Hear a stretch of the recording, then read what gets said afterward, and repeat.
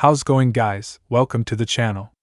In this video we are gonna see, what if Naruto was the Jinchuriki Warlock and built Harem in Winx Club, Part 1. Huge shout out to Kytranis for this story. If you wants to see awesome fanfiction like this, don't forget to subscribe. Now let's get into the video. If anyone were to describe Miss Griffin, the first words to mind would be strict, scary, unbending, and angry. There were two people that would describe her any other way, and one of them was long dead as far as she knew, the other she had gotten into a fight with 12 years prior, and had never heard from her again. She was tearing through her paperwork like a fox in a henhouse in the privacy and comfort of her office, then stopped and sighed. Looking around and sending out a magical probe to make absolutely sure no one was watching her, she put down her pen and drew out an old picture from a locket hidden in a secret pocket. It showed her at a younger age, but somehow, smiling with a man with a strong jaw, stunning red hair with a bare trace of gray in it beside her, and a young woman with the man's hair but her eyes between them. A picture of simpler times, of better times. A picture of her departed husband and missing daughter. 12 years. Perhaps it's time I swallow my pride. I could go into retirement, perhaps, relax for the remainder of my life. I'm sure Caroline would love to be in authority here and hand out the punishments instead of receiving them for once.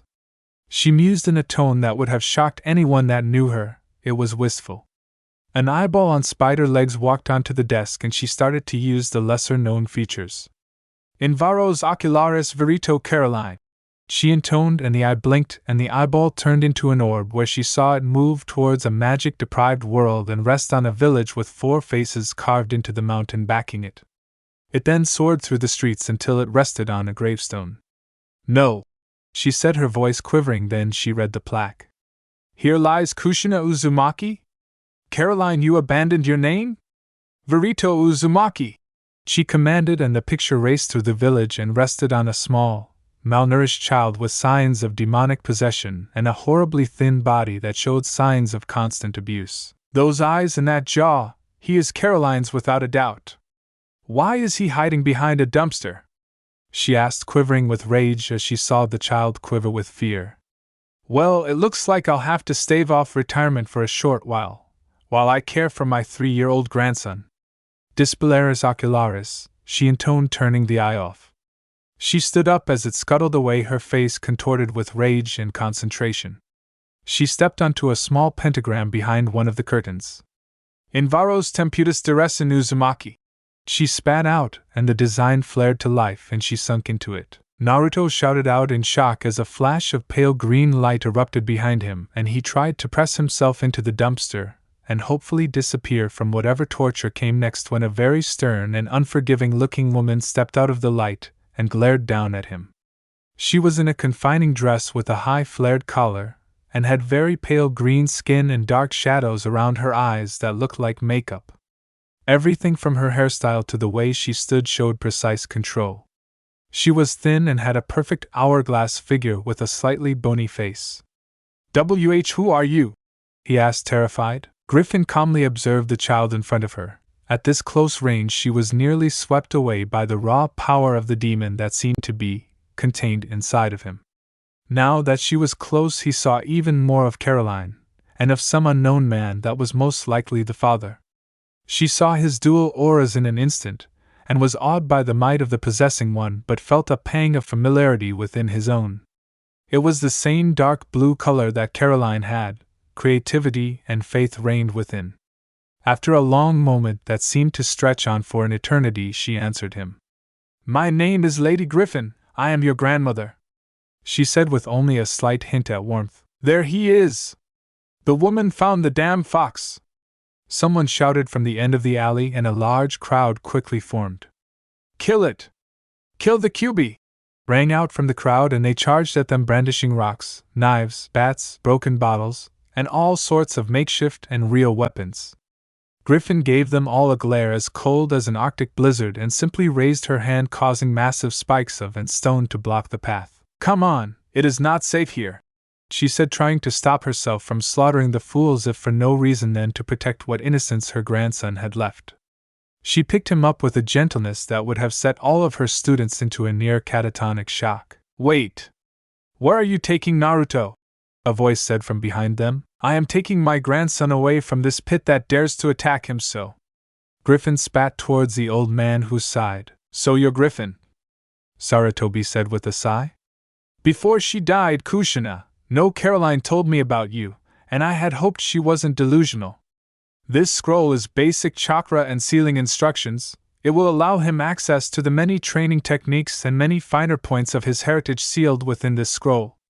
I'm sorry I couldn't do more, Sarutobi said, handing a small scroll over to her, which Griffin took curtly. In Varo's Temputus Cloud Tower, Griffin said, and both her and Naruto were gone in a flash of green light. Good luck, Naruto, Sarutobi said, lowering his head to hide his tears. Lord Hokage? One of his ANBU asked, looking for direction. Arrest the crowd. I will be in my office, he said, and vanished in a swirl of leaves to smoke away his bitterness and toast Naruto to a new and better life that he deserved so much. Back at Cloud Tower, Griffin stepped out of the Pentagon, still holding Naruto. Welcome home, she said in a partially gentle tone. She set him down on a chair. Now, Naruto, I'm sure you have many questions, she said as she took the one next to him, not letting her nervousness show. Where are we? Are you really my grandma? What about my parents? Did they leave me? Why does everyone hate me? Why is your skin green? How did you do that thing with the spikes? How? He kept firing off until Griffin put her hand up. First, we are in Cloud Tower, an academy for witches to learn exactly what their limits are and develop their powers. Yes, I really am your grandmother, your mother. My little Caroline is dead. I don't know about your father. No, I doubt that they left you. I know Caroline would never have done that. I don't know why those idiots hate you, but you will never have to see them again. My skin is like this as an after effect of a normally lethal curse which I survived. The thing with the spikes was magic, which I can teach you. Now we have to get you a room, some more proper clothing, and a solid meal. I will answer more questions then, Griffin said crisply, glad the boy wasn't in a blind panic. Hundreds of thousands of things could go wrong right now, and it's exactly what she did not need. She sent a small amount of energy to rearrange the atoms of his clothing into a comfortable black sweater and jeans with a pair of leather sandals. Wow! He breathed, looking over them. They were comfortable and the color scheme fit right in with the decor. Now come along, there is an empty room right by my own. It's yours now, she said, standing up, and Naruto slid off his chair and followed her closely as she set a crisp but gentle pace. Wow, this place is amazing! I can feel energy pounding everywhere. Boom bum boom bum boom bum. It's like a big heart, Naruto exclaimed as through the QB he felt the magic around him throbbing and pulsating. Hey, do those ever burn out, Grandma? Naruto asked, pointing to the torches. No, they are enchanted not to. Now this is your room. I'm going to leave this here and we are going to the dining tower to eat, she said, walking over and placing the scroll on the large four-poster bed. It was a circular room with 2 stories. The bottom one was a living and sleeping area complete with bed, closet, dresser, desk with a reclining chair, and the spiral staircase leading up to a miniature library on all sorts of magical theory. It was a normal room for a well-to-do student who wanted to study about all facets of magic. The carpet had a design reminiscent of Celtic bands around the border. It was all in dark blue, black, gray, and dark brown, giving it a serious but comfortable feel. Now come on, it's time to get you something to eat, she said, and Naruto nodded, still wondering just how he felt the energy. He didn't feel it any way he knew about. He couldn't see it or hear it either. He just knew what it was doing. Grandma, I feel energy, but I don't. How am I feeling it? Naruto asked, unsure of himself, and Griffin turned and gave him a small smile. It's an additional sense that magic users have. You are sensing the magic in this place. Just as there are physical senses, there are magical ones as well, she explained as she was in thought as to how to inform the school about Naruto. The new term was in 3 days, and she figured that during her welcoming speech would be most appropriate, as well as a few threats of brutal punishment to anyone who harasses him. I shall have to inform the faculty first. They do not like surprises, and to be frank, neither do I, she thought. Now, Naruto, I'm going to introduce you to some of the teachers here. They are as strict as I am and have proven themselves worthy of respect. Like the ANBU, Naruto said, nodding. Yes, like the ANBU. I presume they are elites? Griffin asked, a bit unfamiliar with the word. I don't know what presum means, but they're best of the best right under Old Man Hokage. Naruto said excitedly. He had been saved numerous times by the ANBU and had a deep respect for them despite his young age. Well, here at Cloud Tower I am like the Hokage, and the teachers here are like the ANBU, the best right under me. Griffin said, glad to have a comparison. A few more bends in the corridor, and through a small doorway, and they were at the teacher's private table. Good evening, Mistress Griffin. And who is this little Van? A pale man with long dark hair wearing a proper suit and a bowler hat asked. He looked like some sort of gentry that had never seen the light of day, and he had strange slitted eyes with a bare touch of red in the whites and long tapered ears. He spoke with a bit of a Russian accent. This knight is my grandson Naruto, Griffin said, gesturing towards him, and he bowed clumsily and nearly fell over. Respectful little Van, isn't he? Mr. Knight commented, turning to Smoke and walking through the table before reforming in front of Naruto, kneeling down towards his level. Ah, I see it now. He is Caroline's without a doubt. Needs a fattening up too. My name is Mr. Nightmare. I am an Alpha Dream Demon. I teach transformation and dream sorcery, and welcome to Cloud Tower, and nice to meet you, Naruto said nervously to the admitted demon. Do not be alarmed, I do not bite children. I prefer an older vintage and a darker soul. You have a few years before I'd be interested in your dreams, he said evilly, then realized Griffin was glaring at him and backed off. Turning into mist and retreating to his seat, he raised his wine glass towards Naruto in a toast before nervously drinking. The twins are Professor Edeltrud and Professor Zarathustra in that order, Griffin said, pointing at the twins, one on the left, the other on the right. Nice to meet you, they said in stereo, and smiled at his look of confusion. The other teachers are currently on holiday, but for us Cloud Tower is our home, Griffin said to him. By the dragon, she's smiling, one of the twins said, and immediately got a glare that if any magic had been channeled in would have killed her on the spot without leaving a corpse. Sorry, mistress, she stammered, scared out of her wits. So that exactly happened to Caroline? Knight asked. She died under the moniker of Kushina Uzumaki on a foreign world, Griffin said quickly, obviously not wanting to talk about it. Oh no. She was a first-class hexer. A troublemaker to the bone, but it was always worth watching. Edeltrud aka Zarathustra, for simplicity purposes known as E and Z accordingly, said, shaking her head. Oh, I know, sister, she could plague a person's life without a single drop of magic. Her pranks were on the level of the highest curses, Zake said, and Knight chuckled. I remember when she decided I need a lesson in humility, and locked me in a broom closet for a week. The lass had talent, and Cloud Tower is a little weaker without it, he said, taking off his hat and holding to his chest in what for an Alp is the sign of highest respect. And let us hope that the next generation carries that same spark of greatness, he said, his eyes focusing on Naruto, who smiled, looking unsure of himself, and scratched the back of his neck. He was having a very hard time understanding Knight, but could get that he was approving of him, but sad too. Yes, well, now that introductions are finished, it is time to eat, Griffin said, unsure whether to be angry that they would not shut up about her loss or pleased at the high praise her daughter was getting.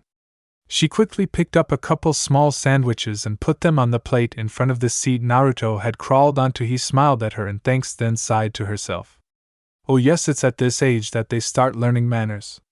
It's been so long I had nearly forgotten, she thought. They mostly ate in silence as per the norm. Unlike Althea, the faculty of Cloud Tower did not appreciate gossip. Should I teach him manners? This is a witch's school after all, and manners are fully optional. But he is not a student, so does he apply to such a norm? Did I not have this inner debate when Caroline was this age? Ah yes, I did, and I decided not to teach her manners. Yet Naruto provides a slightly more complicated issue. Manners here would be superfluous, and frankly would get him actively mocked by the student body, she thought, inwardly nodding. I will, however, help him develop a more forceful personality.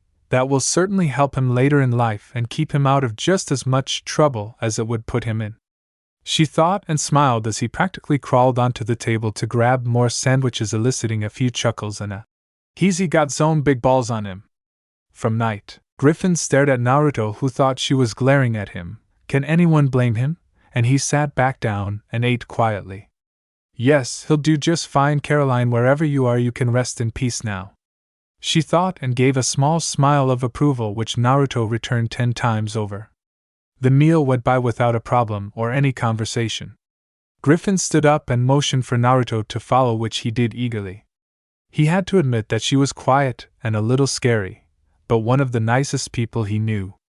She kept him safe, gave him a huge room, nice clothes, good food, and kept him safe.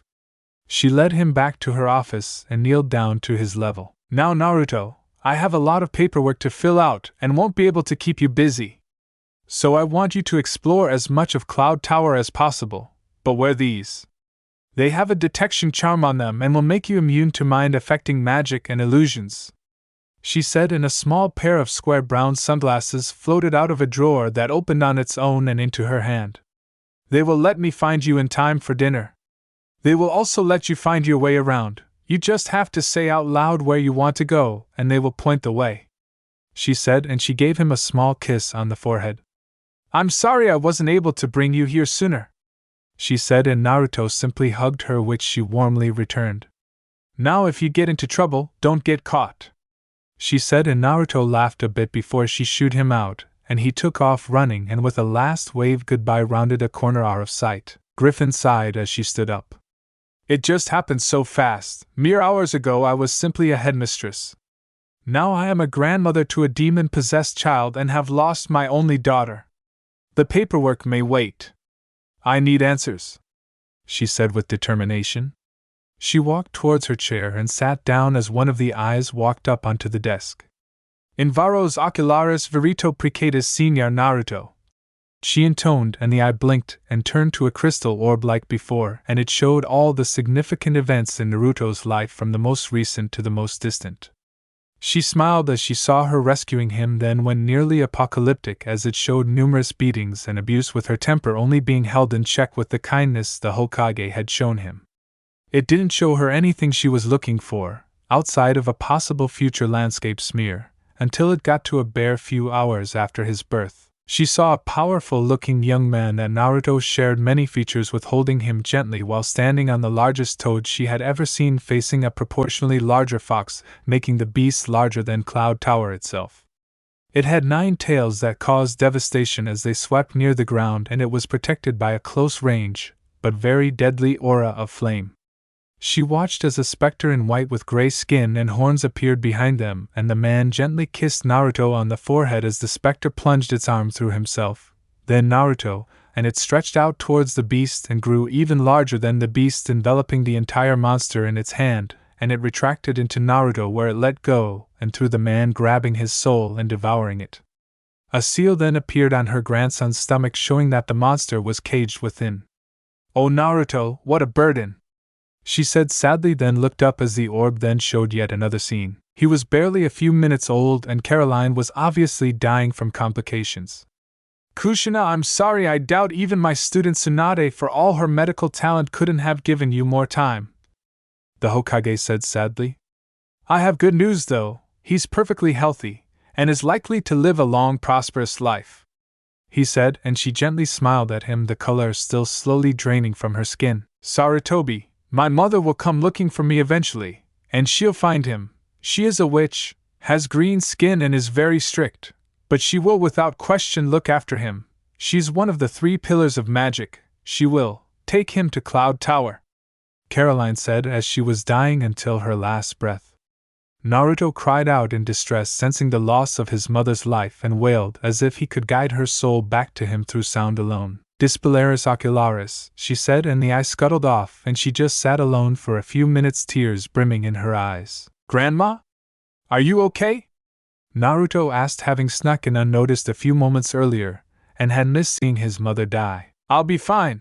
And why do I get the suspicion you need someplace to hide? She asked, drying her eyes. Can I? He asked, and at the sound of footsteps he dived behind her desk and hid against it, just as a student who had stayed over the break barged in covered in flour and water. Eep! Headmistress, my apologies, I was chasing down a little monster who booby-trapped the hallways, she said nervously. You mean you fell for a juvenile prank set up by a small child like a complete amateur? Griffin corrected, staring the student down, who backed out and run off. Hee hee hee hee. You should have seen the look on her face. Naruto giggled. What did I say about getting caught? Griffin asked sternly. But she didn't catch me. I got away. Naruto protested, and Griffin gave him a look of disapproval. Getting caught as in being seen. You do not have to run if they do not know they have to chase you. Griffin corrected him, but smiled inwardly, remembering how often Caroline made the same mistake. Why? Naruto asked, saying the word that was practically the call sign of every child his age. Tell me, if someone knows you did something but didn't catch you, but knows what you look like and where you are, do you think they'll come later to get you back? Griffin asked, and Naruto thought for a moment before his eyes lit up in understanding. Exactly, if they don't know it's you, then nothing bad happens to you. They don't know it's you they need, she said, and Naruto grinned with his slightly larger canines showing. You see, since Thorn saw you, she'll get you back later. I'll stop it if it gets too far, but you have to learn to take what you deserve. Griffin said, and was shocked when Naruto started tearing up. Like the people at Konoha? He asked, sniffing a little. No. Those bastards take things too far over literally nothing. What they did to you will never happen again, and both myself and the teachers here will show you how to make sure it never happens if you ever do go back. You will learn to do what I can and more. Griffin promised him, and he reached out and hugged her. A seagull on her desk flashed blue, signifying that Farragonda wanted to speak with her. She tapped it gently. Good afternoon, Mississippi Griffin.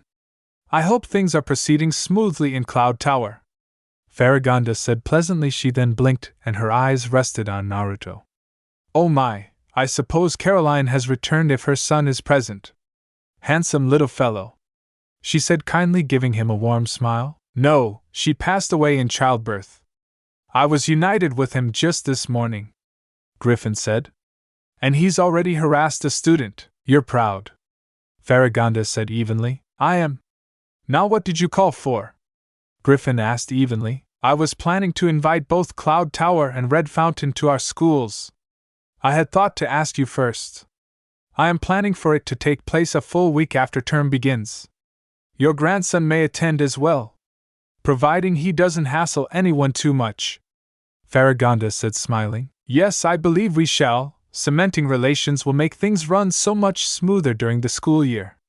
But the old rivalries should stand to encourage our students to greater heights. A more friendly rivalry will be easier to sweep under the carpet, Griffin said, and Farragonda nodded. If you wish, I could contact Saladin so that we may iron out the filled details in cooperation, Farragonda offered, and Griffin nodded. A few moments later, a full-body projection of Saladin, standing slightly hunched over with his cane at his side, appeared. Our Lady Farragonda, Mistress Griffin. Good to see you both. To what do I owe this pleasure? He asked, and his projection turned to face Naruto. And whom is this who resembles Caroline so? He asked, an eyebrow raised. An heir to the legacy on non-magical curses, perhaps? He asked, and Naruto, despite not knowing half of words, nodded, grinning, eliciting a soft chuckle. Perhaps I should have my security systems checked again, just in case, he mused, scratching his chin a little, and Farragonda gave a slight cough to bring the attention back to her. Anyways, Saladin and I have invited Cloud Tower to the start of term dance, she said to him. An excellent proposition. It will most certainly improve our current relations and perhaps prevent our more competitive students from taking the school rivalries too far, Saladin said in a sage-like tone. I hope you don't mind if I bring a few more faculty members than one normally would. Their presence would certainly scare more than a few students into behaving, Griffin said, getting some nods. The timing is rather convenient, as there are a few sensitive matters I would like to address with you too, Saladin said, and Griffin nodded. Naruto, you should go explore around a little more.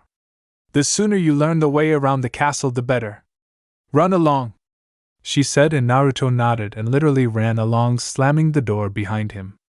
He's probably looking for a place to hide, she noted to herself. He's been there all of a quarter of a day, and he's already made an enemy? Farragonda asked, an eyebrow raised. Yes, from what I saw it involved a water balloon, a bag of flour, and my student Thorn. Needless to say, he did not yet know to make the distinction between not being caught and not being captured. It's rather up in the air for how long he can avoid capture and subsequent punishment," she said with a slight smile. "Well, if he gets clever with those spectacles of his, then he could delay it for weeks. But on to more pressing matters," Saladin said, frowning. "I have consulted the Seeing Circle. The dragon's fire is somewhere on Earth. It has also revealed that the heirs to the 3 witches who destroyed Domino are just starting to come into power, but I could not identify them or their magic specialties. A disturbing development. At the moment, all we can do is guard our individual portions of the Codex. I will watch for any trio of witches with unusual magical potency, and if I can teach them restraint and the value of allies," Griffin said, and raised an eyebrow at a scream of frustration that echoed in the halls. "I will watch for any fire or light-based fairies that cross the threshold of Althea. It would be best if the dragon fire would stay hidden on Earth, but the odds of that are just plain ridiculous," Farragonda said, eliciting nods from her companions. "When I get my hands on you, the dragon itself won't be able to bring you back to life," Thorn screeched, getting a few eyebrows raised not only all around Cloud Tower but Red Fountain and Althea as well. "My goodness. Staying on subject, I will personally make sure any fire or light-based magician gets surveyed with utmost care. Apart from that, there is little we can do aside from watching and personally preparing for the worst while hoping for the best," Saladin said. "Now you should get to your grandson before your student crucifies him," he said, and his image winked out. "He certainly seems to be a handful. I look forwards to seeing you at the dance and meeting him in person. Till then, adieu," Farragonda said, and Griffin quickly stood up and followed the signal from the glasses through half of the castle. "He certainly gets about," she thought. "Abigail Thorn, tell Bourne put my grandson down," she ordered. "I thought we taught self-restraint towards things such as retaliation and where to draw the line," she said, and Thorn dropped Naruto and staggered back. "Your grandson? He doesn't look anything like you," Thorn protested. "He resembles his father more as my daughter resembled her father." "Now what did he do to cause your earlier outburst?" Griffin asked. He called me a slut, ma'am," Thorn said, and Griffin shot Naruto an incredulous look. "And where did you learn that word?" she asked, and Naruto raised an eyebrow. "The people at Konoha said Mom was one. I thought it was something good," Naruto said, and got an incredulous look from Thorn and a sad one from Griffin. "Naruto, the word slut isn't something you should use at all. I won't tell you what it means because you won't understand it," Griffin said, and Naruto nodded. "So in total he hit you with both a water balloon and a bag of flour, then called you a slut? He also kicked me in the shins and led me around half the tower," Thorn said, and Griffin raised an eyebrow towards Naruto, who grinned. "I swear he led me though places I didn't know were here," Thorn said, moving a stray hair out of her face. She was a thin girl with a great figure, with straight brown hair in a tight braid, and had stylized barbs and spines on her tight t-shirt with dark black jeans and high-heeled sandals. "Well, since you two get along so well together, perhaps I should have you share a room," Griffin suggested. "What?" they both shouted as Griffin internally laughed.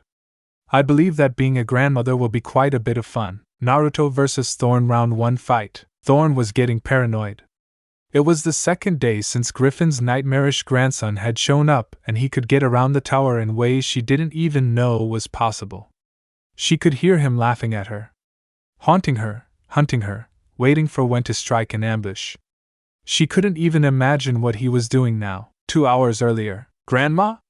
Are you sure just following her around is a prank?" Naruto asked curiously. He was now in a long-sleeved dark green t-shirt and dark blue cargo jeans and a pair of black shoes with red stripes. "Trust me. It's called psychological warfare," Griffin said, smirking, glad she had introduced him to it. "Sawadical?" Naruto asked. "Psychological.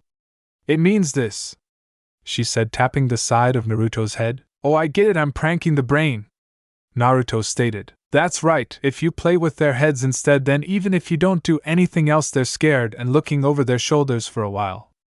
And when they see you, they'll watch you like a hawk, and if you just smile at them like a little devil, then they get all the more nervous," she said, grinning, and he grinned back. "Where Thorn is," he said, and saw a small golden arrow appear on his glasses, and his grin widened. "Thanks for the advice, Grandma. I'll try out psychological warfare," Naruto said, and Griffin nodded. He ran off, and about 5 minutes later he caught sight of her. He peeked around a corner with the light reflecting off the small glasses. "What are you up to?" Thorn demanded, glaring at him. "Nothing," Naruto said with a grin. Then snickered. She stared at him before turning and walking off in a huff. She nearly turned the bend when she heard him run and take cover nearby to resume watching her. "Heh heh heh," Naruto said, still watching her. "What are you up to?" she snarled. "You'll see," Naruto said, and she quivered with rage before calming down and storming off again. He dashed from corner to corner, always nearby, but from then on didn't bother looking at her. He just asked his glasses for a place near her where she couldn't see him, and he dashed towards them, chuckling a little as he heard her mutter things. He didn't understand half of it, but he thought it was a good sign that he was under her skin. "All right, brat, Lady Griffin's grandson or not, if you keep this up I'm going to hurt you." She swore but couldn't see him. She just knew he was close. "But I haven't done anything, yet," Naruto said, and Thorn could just hear the smirk in his voice. She walked off again and heard him running, then spun around to see nothing. "Come out, you coward!" she screamed at him. "I'm from a ninja village. I only hit from behind, and when I want to," Naruto said, his voice echoing around the hallways, creeping her out. She looked around, getting paranoid, and a brown spiked vine grew around each arm. They grew up and over and would attack of their own free will. They looked like brown, huge mauve Venus fly traps that had one slitted yellow eye watching for him. "The hiding place closest to her, that nothing will catch me or see me going there," he whispered to the glasses and brought them right up to his eyes. He saw an X flashing with a line going behind a suit of Naga armor, then it was a circle, and he bolted behind it as fast as he could. "What's with this kid? A freaking 3-year-old ninja?" she asked, turning around looking for him but panicking and missing him entirely. Her panic translated into the fly traps and they started giving out a nervous whine. "You two aren't helping," she snapped at them, dispelling them, and they died and disintegrated with a scream each. "Next hiding place," Naruto whispered to the glasses and saw the path right past Thorn. He waited until she was facing the other way and dashed across. This is insane," she stuttered, backing up to the wall and looking left and right, totally ignorant that she had almost backed up into him. He looked at the wall and the nearby curtain, then climbed up and leaned over to whisper in her ear. "Boo!" he said, and she screamed and swiped at him as he let go and fell to the floor, then dashed back behind the armor. "Next hiding place," he whispered, and saw the path behind up onto the suit of armor's shoulders, and he climbed up and watched as Thorn looked around the armor, missing him entirely, and backed up a little, giving Naruto time to climb down and get ready to bolt. "He's still here, I can tell." "But where?" she muttered, paranoid to the bone. "Naruto, it is lunchtime," Griffin said, and Naruto ducked out from under the armor and walked away from a flabbergasted Thorn. Lady Griffin! That little brat has been hounding me for nearly 2 hours. Really? Did he hurt you in any way?" Griffin asked, and Thorn shook her head. "You were embarrassed then?" she asked, and again a shake of the head. "So, you are complaining that he simply followed you?" "He shadowed me. He's a stalker, a freaking assassin!" Thorn exclaimed. "Do you have any proof of this?" Griffin asked. "Well, no," Thorn admitted. "Then stop bothering me," Griffin said crossly, and Thorn backed off. A few moments later they had rounded a corner. "Well done, she's utterly paranoid and terrified and without a single application of magic beyond a simple tool. I believe this is a new record," she said, and Naruto looked confused. "What's applican?" he asked. "Application. It means use," Griffin said, as Naruto nodded. "Why are there a bunch of words for one thing?" he asked, and Griffin thought for a moment. "I don't really know," she admitted. "Many people speak many different languages, so I guess that's a large part of it." "Oh, well, it's like someone's trying too hard to me," Naruto said, crossing his arms a little and getting a chuckle. "By the way, Naruto, we are going shopping after lunch so that you have more than one set of clothing. Alchemically altered cloth is all well and good, but you should have more than one set," she said, and Naruto nodded, wondering what alchemically meant. One quiet lunch later. "Wow!" Naruto exclaimed as he got off the bus and looked up, trying to see the tops of the buildings. "Don't stare, Naruto, it makes people wonder about you," Griffin said, and Naruto snapped his head forward. "Sorry," he mumbled, and he caught her frown. "Now don't start apologizing when you've done nothing wrong," Griffin admonished him, and he chuckled and scratched his neck nervously. Don't worry, you're still young. You have time to learn. These days in your life should be just about that and being a child.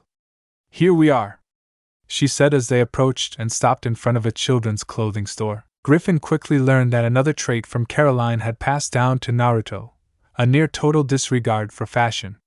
Like Caroline, his preferences were comfort first, practicality second, then after both of those were met, fashion could be implicated. His taste was soft and baggy, with his favorite colors being black and dark gray with burnt orange lining. There was no incidence on getting back to Cloud Tower, and just as they had finished putting his things away, Griffin sat him down. Naruto, I'm going to be very busy during the next 9 days, so the more you stay out of trouble, the better it is for the both of us.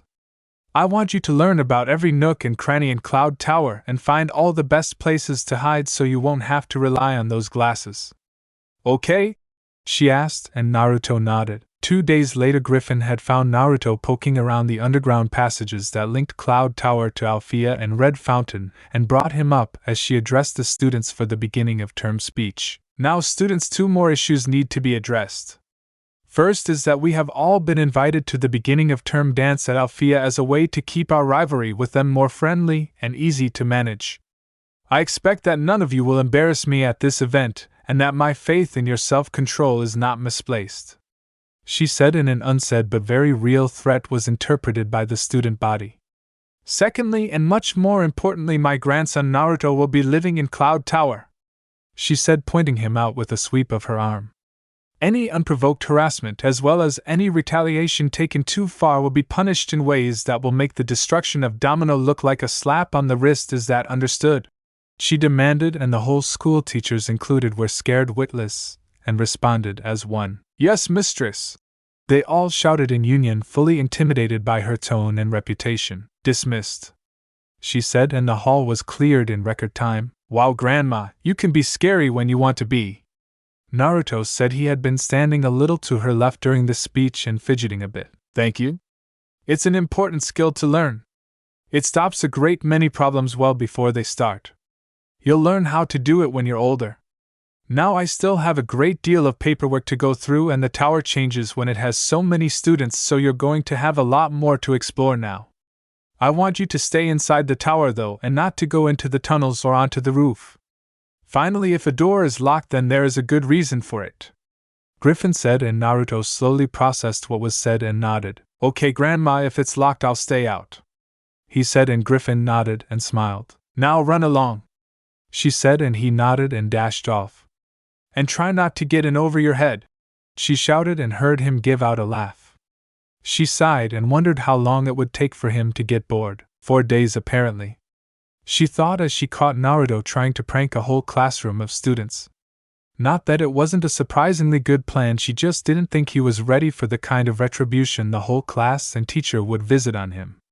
Naruto, you realize that I won't protect you if you bring it onto yourself, right?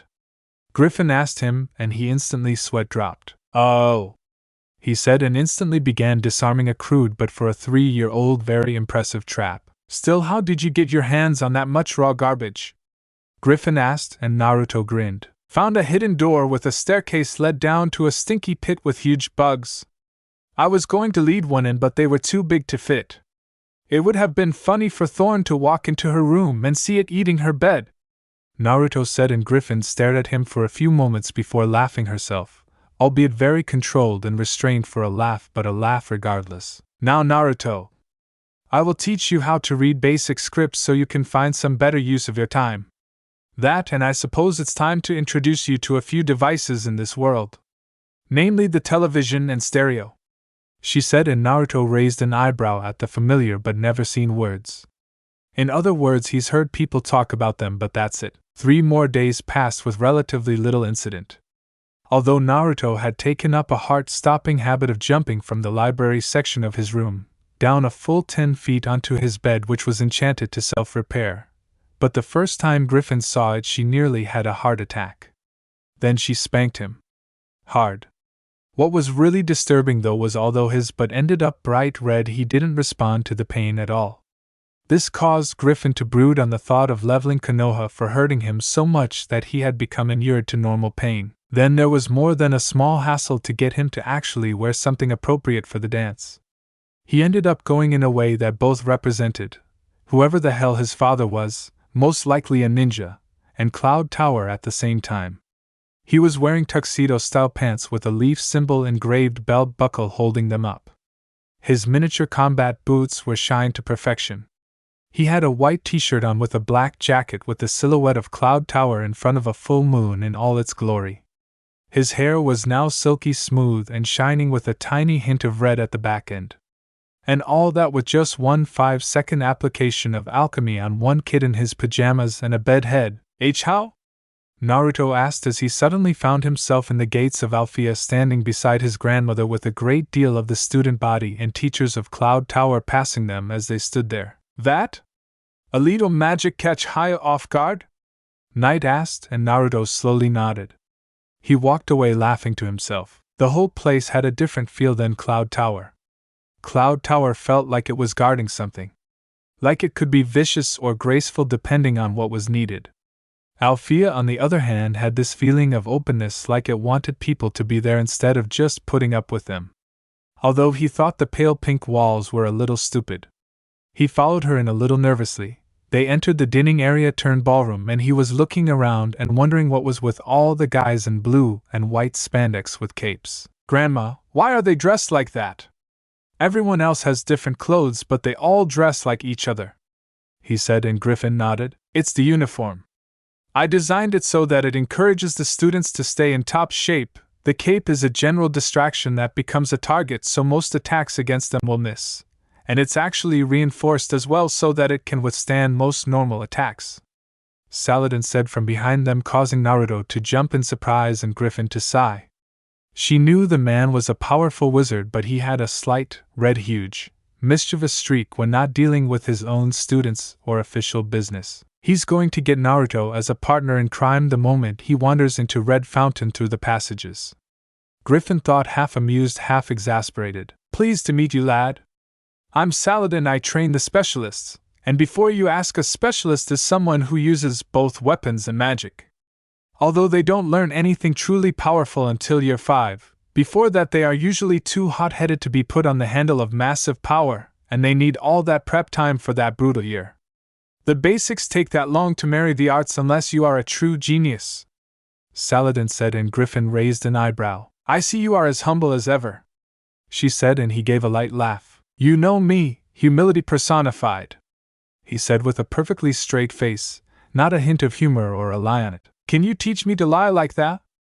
Naruto asked, somehow seeing right through him, and Saladin stared at him and laughed. Griffin gave a smile and a soft chuckle herself as Farragonda walked over. Perhaps later, my boy. I can tell you have a smart head on your shoulders despite it still being so small, Saladin said. Welcome to Alphea, you two. We really have to keep in closer contact, Farragonda said kindly, walking up to them. And it's nice to meet you in person, little one, she said, smiling at Naruto, who smiled back. Naruto looked around and felt something. It was like a pulse, like the one at Cloud Tower, but it was a little different. Grandma! There's a beat here too! Like the one home, but it's a little faster, he exclaimed, and Saladin, Griffin, and Farragonda looked at him in worry. At first I thought it was a simple attunement to Cloud Tower, but he's hearing the pulse of magic of it, Griffin said. By the dragon, he's sensing the codex pieces. Perhaps we should continue this conversation somewhere more private, Farragonda said, and all three of them immediately ushered Naruto through the halls and sat him down on a bench. Naruto, you know how the beating of power is louder in some spots than in others? Griffin asked, and he nodded. That's because they're coming from something hidden in all three of our schools. It's very, very important that you don't tell anyone but me, Farragonda and Saladin, about it. It's very powerful and very dangerous, so much so that we had to break it and hide the pieces. Naruto, we don't want to scare you, but some bad people will hurt and kill to get these things. And they'll hurt people who are close to you in order to get you to tell them, Farragonda said, and Naruto's eyes widened. That said, if you don't talk about it, then the bad people don't know you know. You know? Saladin said, and Naruto's eyes widened and nodded. So the fact that us three are hiding something stays a secret, right? It's important that it is, Faraganda said, and Naruto nodded again. Perfect, now let's get back before we're missed. I'll see if I can have one of the pixies watch over him and help him keep the secret. A great deal is riding on his silence. It would be far too easy for the wrong person to realize that he's feeling a pulse of power through his second aura. She thought as Naruto ran ahead to get lost in the crowd. Soon all 3 points of magic were alone in the hallway. We'll have to speak later in greater privacy, without beating around the bush, Saladin said grimly, and both headmistresses nodded. Furthermore, I believe that the sooner we do something about his second aura the better. There is way too much power concentrated within such a small form for it to be safe. I know. I plan to start his magical training as soon as he can understand the basics. I was also provided a scroll for combat techniques and training for the warriors of his father's homeland, Griffin said, and Saladin nodded. If it's not too much to ask, would you mind if I gave him some basic sword instruction? At his age, such a thing is cool and will take up a great deal of time as well as keep him out of trouble. Saladin offered, and Griffin nodded gratefully, just in time to hear a few screams from fairies and the laughter of the specialists and witches. They re-entered the ballroom and saw Naruto laughing with a crowd of people, with the punch bowl upside down and on his head with its contents soaking him to the bone and spreading all over the floor. Naruto! What happened? Griffin asked, and Naruto scratched the back of his neck sheepishly. I wanted a drink and no one would help, so I tried to slide it over and slipped, and it fell, Naruto said, and Faraganda chuckled gently, causing him to pout a little. A wave of her hand later, and all the punch was filtered back in the bowl, on the table, and Naruto was clean and picking himself off the floor. When can I learn magic? Everyone else has it, and all I have are these, Naruto said, poking his glasses. I'll teach you some small tricks, but that's all, Naruto. Still have fun, but stay out of trouble. We're guests here, Griffin said. Ah man! Do I have to? Naruto asked, but Griffin could tell he was playing and nodded sternly. Please? Just one little trap? He asked, and she glared. Oh! I'd better pull apart that one then, nah. Naruto said, a glint in his eye telling everyone who could see it he was kidding around. But he was speaking loudly, and more than a few people started to keep their eyes open for anything sabotaged. Naruto, I said to stay out of trouble, Griffin said. I'm just causing it, Naruto countered. That's the same thing, Griffin admonished. No, you see nothing troublesome, or is it troublin'? Hadn't happened to me, so not in trouble, just making it, Naruto replied, beaming at his basic logic and getting a laugh from a couple of specialists. I'll have to remember that one, a passing witch said, grinning widely. By the dragon, Saladin said, pretending to be exasperated in order for his students to not get any ideas. His eyes then snapped up and he looked stern. If I hear any one of you boys using that excuse, I'll be doubling your training load, he threatened, and every specialist nearby suddenly decided that it was uncool to be around there. Saladin looked downwards towards Naruto, but he had pulled a disappearing act. Oh dear, a mischievous 3-year-old running loose is not a pleasant prospect, Faraganda said, and all 3 of them broke apart to find him. It was Griffin who caught him, though, after a few minutes, which was impressive on Naruto's end, seeing as he was wearing the glasses which let her track him down with ease. Sneak peek. It's over, old man, Orochimaru shouted as he stabbed towards Sarutobi's forehead, with all 3 former Hokages barely holding him back. Clang! He was stopped by a wide flat blade, a huge 6-foot claymore with all sorts of bizarre runes down its length. How did you get past the barrier, brat? Orochimaru hissed as he put both hands on his sword to try to overpower the boy who held him back with the 200-pound blade and a single, albeit shaking, arm. Oh please, your kiddie barrier's got nothing on Hellfire, Naruto retorted, grinning. Regardless, you will die with the old man then. You're outnumbered 2-1, and your arm is giving way, Orochimaru said confidently as he slowly forced the boy with both red and blonde hair back a bit. There's 3 problems with that. 1, I'm right-handed, he said, bracing the huge blade with his right arm and stopping Orochimaru on the spot.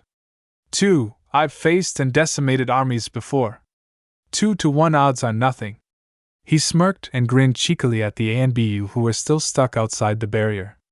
3, I'm better than you. Naruto said comfortably as he forced Orochimaru back with pure strength and left behind an afterimage as he cleaved overhead, followed through, ripping through the second Hokage, dispelling him, tearing through 3 feet of roof tiles and then Orochimaru's left leg and arm in one blinding and brutal movement. It looked over as soon as it began, but then Orochimaru's mouth expanded and he barfed up a perfectly healthy version of himself, and the Kusanagi flew backwards and into his waiting hand as he brushed his slime-covered hair out of his eyes. Naruto gave out a piercing whistle as he swung his sword over his shoulders. "Damn! That's something else. Let's see how many times you can pull that off," he said excitedly as he cracked his neck and Orochimaru got into a ready stance. The fun had just begun. Naruto was humming softly to himself as he put the finishing touches on his latest creation. A little going-away present to Thorn, and pay back for that nasty cut on his right knee. It had been a real hassle to tag those giant roach spiders, but he now had a baker's dozen ready to summon if any magic was used in the proximity of the seal he just finished. It was hidden under Thorn's bed, and it was her last night here. He smiled fondly as he remembered the sum total of damage he had caused her so far and how vicious her retaliations were. They constantly took the war to a new level whenever they could. Naruto would tar and feather her as she walked into a crowded classroom, and she'd give him a wedgie with a whole tree during lunch for the whole school to see. Just thinking about it brought about phantom pains in his butt, but this was the creme de la creme. Naruto had finally figured out some basic runic magic. Now it wasn't supposed to be used for transporting living creatures, but no one would miss those spiders. He knew that there was a good chance they would die and only pieces of them would be summoned, but hey, what a way to catch her off guard. He snuck out of her room and dashed down the halls to the library, where he had a small hidey hole that he kept one of the walking eyes tied up for his personal use. "Invaros ocularis," Naruto commanded, and he saw his hideaway from a bird's eye view in the orb. He lightly poked the orb and rolled it inside the eyelids so that he moved the viewpoint.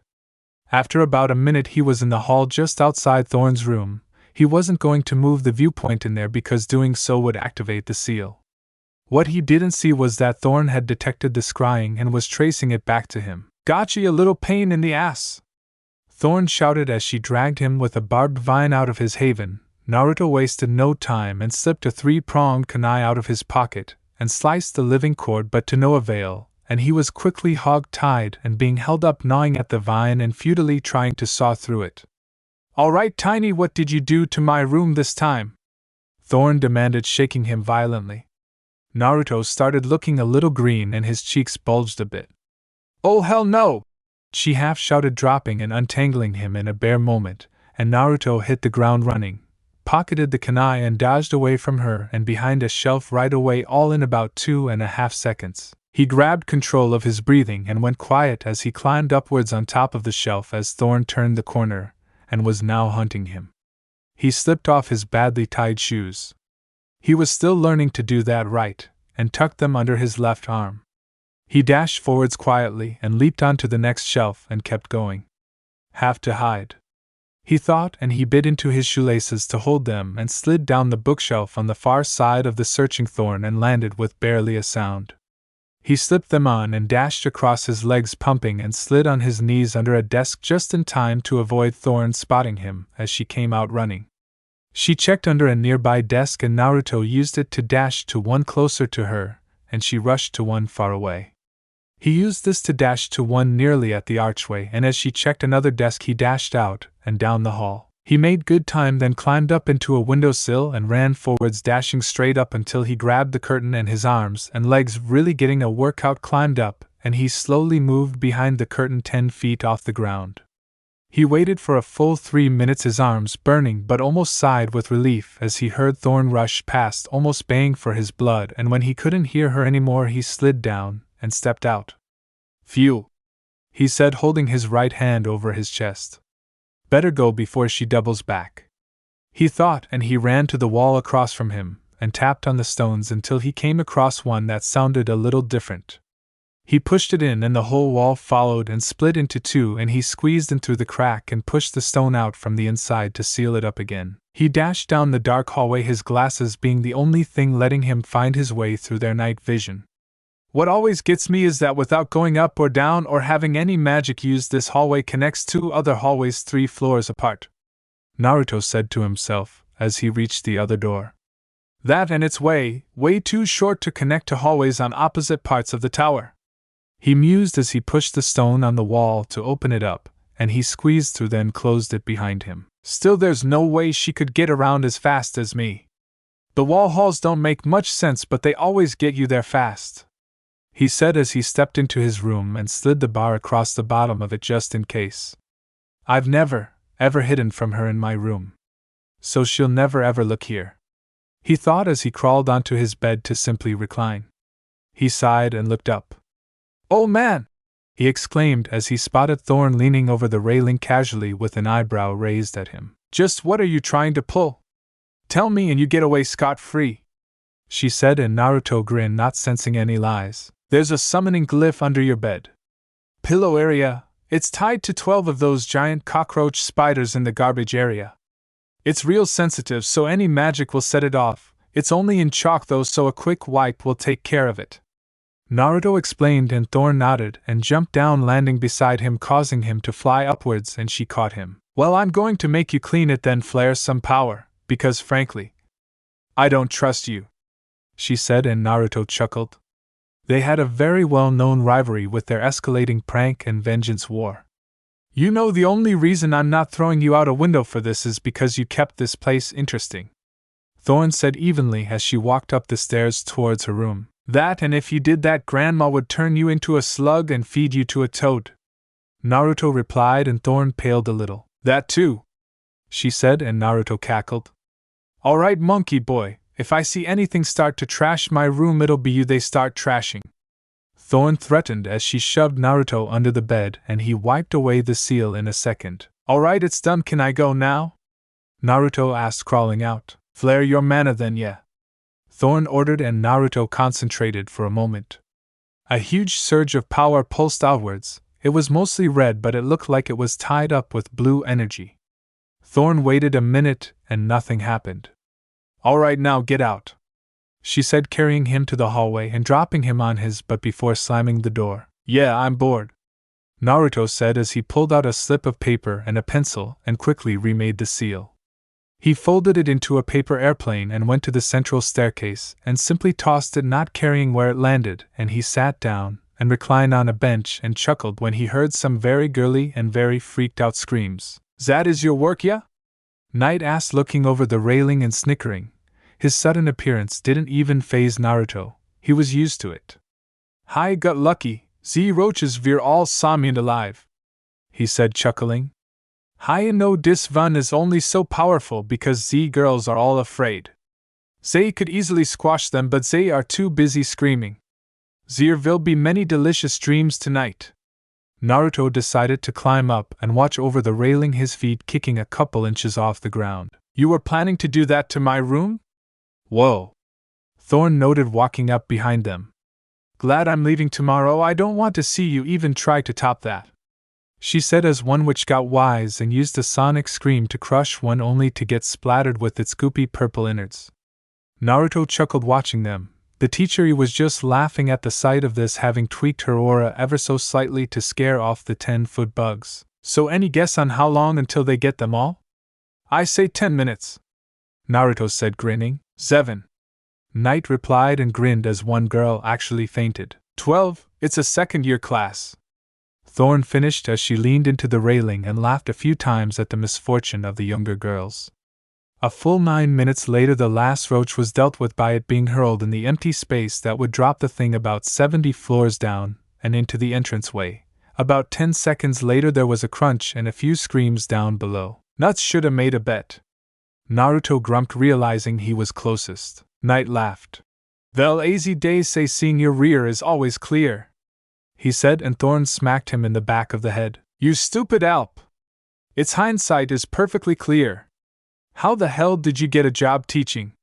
Thorn demanded. That would be my dancing good looks, Knight boasted, holding his chin and grinning. In other words, Grandma felt bad for you, Naruto said, and Knight shot him a betrayed look as Thorn laughed. He's got you dead to rights there, she exclaimed. Humph! Obviously you children do not know how to appreciate true beauty. I take my leave of you, Knight said, and he turned into a mini gargoyle and landed on the railing and dived but had to dodge a luge of dark blue, almost black fire. Miss, damn! Naruto muttered, then far below there was a scream. Who'd I hit? He wondered, then shrugged. Don't care. Time to play with fire, he said. It was kinda routine for him at this point to practice a couple of hours every day with using his hellfire. It had started a few days after his 5th birthday, which was somehow on the Day of the Rose, which was the realm of Magix's versions of Mother's Day. He had gotten into a scrape where he had gotten caught trying to slip a skin-absorbed laxative into her sheets so that she'd crap the bed, and was being held up by his ankles by a none to please vine that kept snapping at him.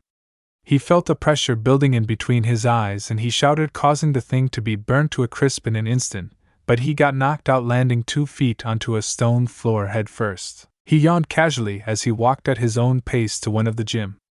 He figured it would be empty around now, and if not, he'd use who was in as target practice. In Cloud Tower, a person had to grow up fast. There was very little room for coddling here. Sure, if he was really and truly in pain or trouble, he'd get more than enough slack and comfort to pick himself up, but outside of that they weren't giving him much wiggle room. Yet he was actively encouraged to be as clever, devious, and downright nasty as possible.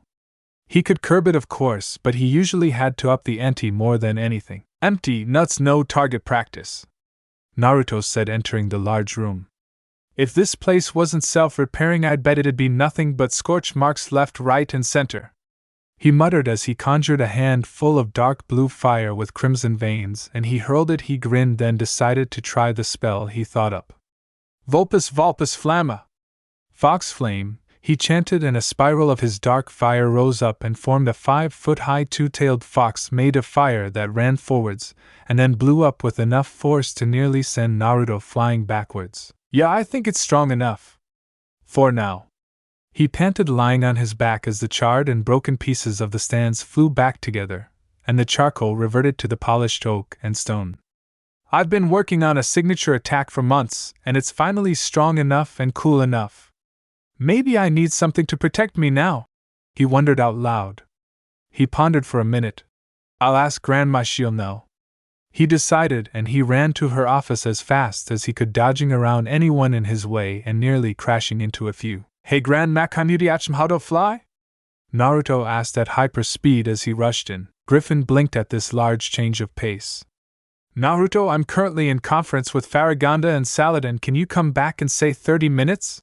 She asked, and Naruto scratched his head. That's half an hour, right? He asked, and she nodded. "'Kay. See you then," he said, rushing out. It took him 3 minutes to get to his room, which was normally a 10-minute walk away, and he immediately went to the stereo that was right beside his dresser and pressed play. Immediately a huge amount of techno music blared out of the speakers, and they could be soon identified as Waka Laka, the extended version. I don't own that either. This was one of the places in Cloud Tower Naruto felt absolutely sure about. What he was sure about was that it was his and his alone. Even his grandma asked permission before coming in. He could play whatever music he wanted as loud as he wanted, and the only things he wasn't allowed to do were dangerous things. He had promised not to do them so that he could really just cut back and relax in the room. He noticed the time was 3:20 in the afternoon, so he figured when it was 10 to 4 he'd go see his grandma. He rushed up the stairs into a small study desk with a large comfortable chair and plopped down. He unrolled the scroll he got from Konoha. Most of his memories but of an old man who was like a grandpa were fading. He figured he should visit sooner or later, so he doesn't forget. He had found out that by rubbing a little bit of blood on a certain part it made another scroll pop out. The last one had all those 3-pronged kunai in them, as well as instructions that went way over his head. Let's see the last one then, he thought, figuring that he got it backwards before and unsealed the last one first. He was right. Chakra Basics? The Beginner's Guide to the Ninja? Kunai and you? What the hell, self-help books for assassins? He said out loud. Well, this could be cool. I guess ninjas are like invincible shadow warriors, right? The only time you know they're there is if they've already stabbed you. Awesome! He shouted and he hurled himself over the railing and landed on his butt on the bed and bounced to the edge in a seating position. All right. Perfect 10, he said gleefully. Hun? He asked when he realized his grandma wasn't beating down the door to give him a talking to. Wow, she really is busy, he said in realization. All right, so what's this chakra stuff? He thought as he cracked open the book he brought down and started reading. There were a lot of pictures, so it was obviously geared towards someone a little older than him, if not the same age. He didn't even notice the song end and silence descend. He didn't even notice the time anymore as he devoured the material. About 50 pages in, he sat up and tried meditating to feel his chakra, and he got a huge amount. It felt a little like his mana, but different. Where his mana was a blazing inferno that warmed him up and set his mind afire, the chakra felt like electricity and smoke all around him, but giving a tingling sensation. Wow, 2 types of power. Awesome, he said giddily. Now what can I use this stuff for? He thought as he picked it up again, but was interrupted by a knock on the door. Naruto? Something hold you up? Griffin asked, and it was then he noticed the time. Oh crap! Sorry, Grandma, I started on those chakra books and got caught up. Naruto shouted, rushing to the door and almost tripping over his laces as he did. That's all right, and it's good that you're doing something productive with your time. Incidentally, there was an outbreak of spider roaches at classroom 486, and it had a suspicious lack of evidence towards anyone, meaning it had your fingerprints all over it. Griffin said, and Naruto scratched the back of his head. Think I need to leave a mark? I mean, mine is that it can't be tracked back to me, except by you, Grandma. Naruto asked a little guiltily. Actually, I'd like to congratulate you on a job well done. That prank has given a few teachers ideas on how to instruct students to be passively aware of their surroundings so that they may not be caught off guard. Griffin explained, smiling. Thanks? Naruto said, confused about the word passively, and was wondering if he was being scolded. He shrugged it off. Anyways, Grandma, I finished it. A big, powerful fox of hellfire. But I think I should get something to keep me safe now. I don't think all fights will end with one attack unless they're really weak or I catch them off guard. Naruto explained, and Griffin, who smiled and nodded. I was thinking maybe you could help me since it took months to get the fox flame working and a lot of witches can fly, so I was wondering if you could teach me how? He asked, and Griffin smiled. May I come in? She asked, and Naruto stepped out of her way to let her in. The thing is, Naruto, is that many personal things such as flying, although very common to magic users, are done in unique ways. I, for instance, use invisible spirits to carry me, while your friend Thorn prefers not to fly at all, but when she does, she creates wing-like plants that allow her to move at great speeds. Unfortunately, her finesse is lacking, so she doesn't dare use it in tight spaces. Griffin explained, and Naruto thought carefully. So, how can you fly with fire then? Naruto asked, thinking hard. There are 2 ways off the top of my head. One is you make small explosions under your feet to throw you through the air very quickly. This can be dangerous though. The other one is to conjure fire under your feet to stand on and walk and run in the air. You can also surround your entire body with fire to carry you around very fast and with good control. But you have hellfire instead of normal fire. It's very dangerous and may burn you. Promise me you'll be very, very careful. Can you do that, Naruto? She asked, and Naruto looked at her for a moment before nodding. If it's too hot, I'll stop, he said, nodding, and she smiled. Good boy, she said, ruffling his hair, then sighed. You have so much of your mother in you. It helps the pain of knowing she's gone. Griffin said. I never knew Mommy. You're the only Mommy I have, Grandma. Naruto said somewhat shyly and was quickly wrapped up in a hug. Thank you. Now you stay out of trouble. You can cause it, but don't get in it, she said, and Naruto smiled broadly at her. The flash of logic he had as a 3-year-old had practically become his creed since, much to the terror and dismay of many new students who were his favorite victims. He was well known to utterly embarrass and terrify with traps that were bloody layered. If you dodged one, you were led right into a worse and worse one. If you managed to get by them all, Naruto would drill you on exactly how you did it, and wouldn't bugger off until he figured out what he did wrong. Most told him just to get him to shut up and go away. By consequence, he was getting scary good at trapping people, as 3 witches who had to replace all their clothing before they even got to their dorm rooms at the start of the year could attest. Now if you need me, I'll be in my office, but remember to knock next time.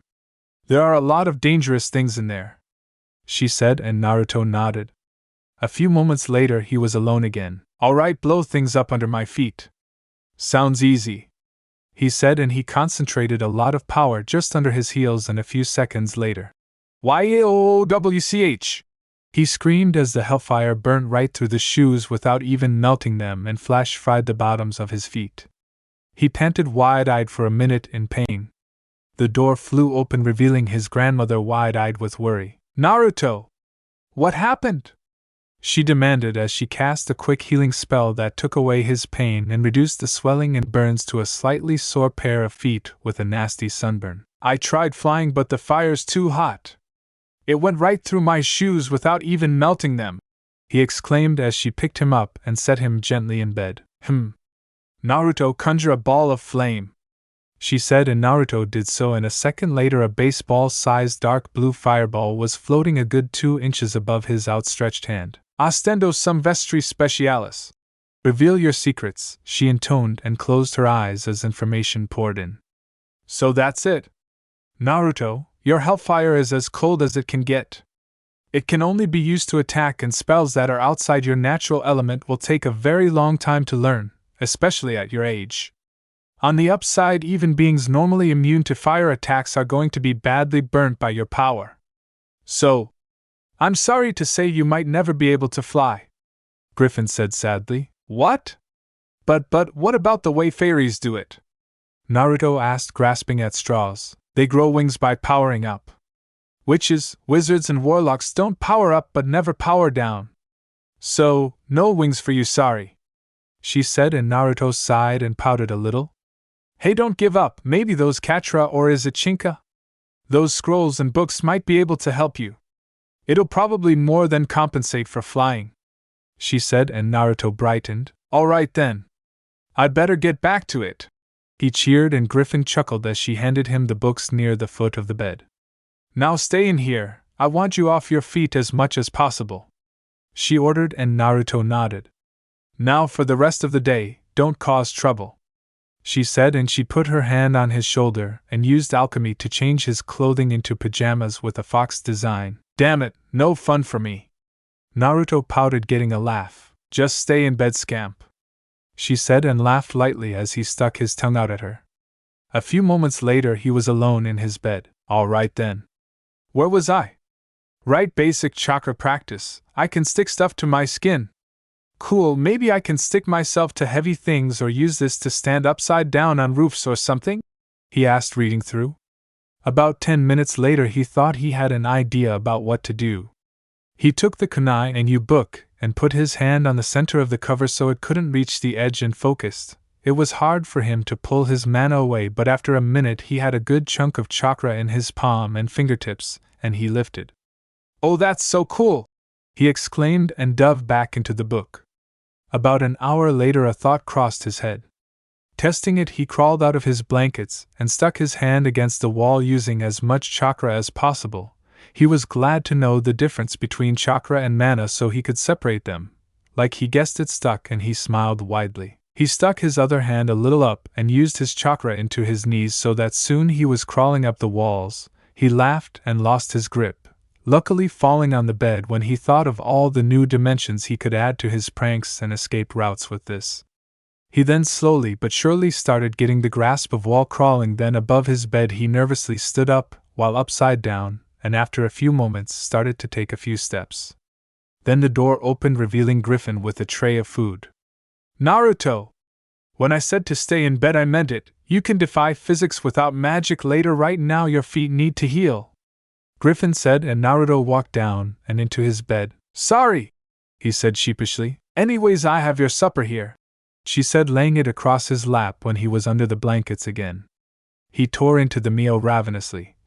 That was an interesting trick you were using, was it that, chakra? At work? Griffin asked, and Naruto nodded. Well, tomorrow you can get at it. But stay in bed today, Griffin ordered, and Naruto reluctantly nodded. He finished quietly, pouting a little at being confined to his bed. Don't give me that look, young man. If you leave the bed for any reason outside the bathroom, I will find out. I'll be watching. Griffin promised, and he pouted even more. You can't guilt me, you know that, she said. Never hurts to try.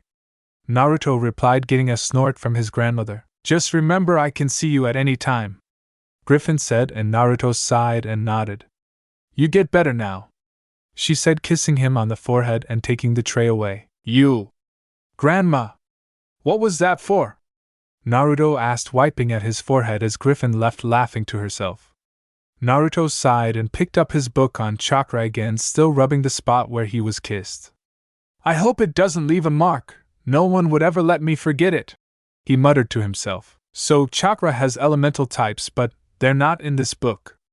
Nuts, they're things called tenkatsu? Tenketsu?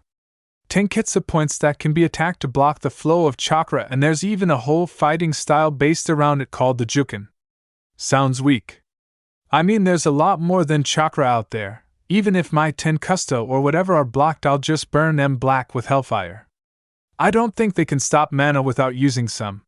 He mused, then spit a little hellfire out of his mouth in boredom. I hate being stuck in one spot, he said with a sigh. He flopped back onto his pillows and stared at the ceiling, knowing full well his grandma had an eye on him at all times.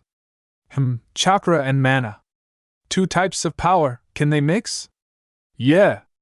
That'd be so cool, maybe I can mix them, he thought excitedly, and he tried it right away, trying to put an even amount of chakra and mana into the same spot. The end result was a light blue and orange fire that danced in the palm of his hand. Maybe, he said, and he reached up and pulled himself up using the fire. Naruto! Stay in bed! Griffin's voice snapped, and Naruto let go and went back into the blankets. He panted a little. It took a lot out of him to mix mana and chakra. He reclined and then heard the familiar pulse of power. He hadn't noticed it in a long time. It was just that familiar to him. That power is from something called the Codex. It's supposed to be so strong that even in 4 pieces it's that strong. It was hidden in some place called Domino, which was a paradise but's now supposed to be a wasteland.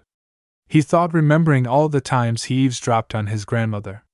On a planet called Earth, something, or someone holding something called the Dragon Fire is hidden. I wonder if Dragon Fire is like my Hellfire? He pondered, then shrugged mentally, not really noticing that his body was dropping off to sleep. And Grandma talks about 3 witches like they're the worst people imaginable. What makes them worse from others? And which 3 are the bad ones?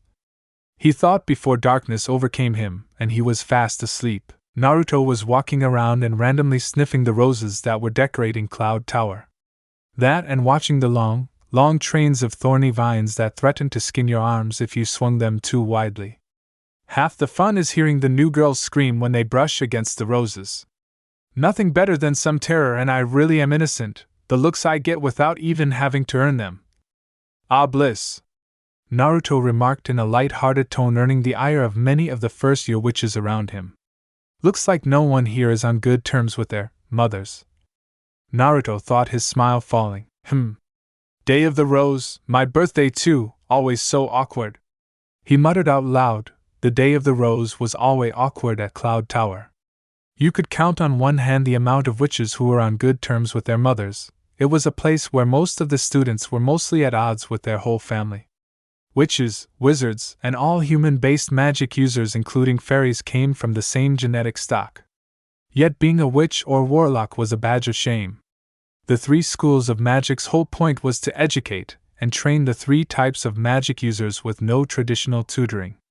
Wizards have masters and apprentices, warlocks have cabals, and so on and so forth.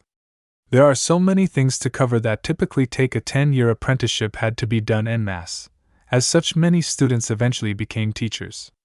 Naruto was to give a no-questions-asked 6-month leniency period where he wasn't allowed to prank new teachers. So it's a break day, he muttered, bored. There was basically no planning to it, and things just happened.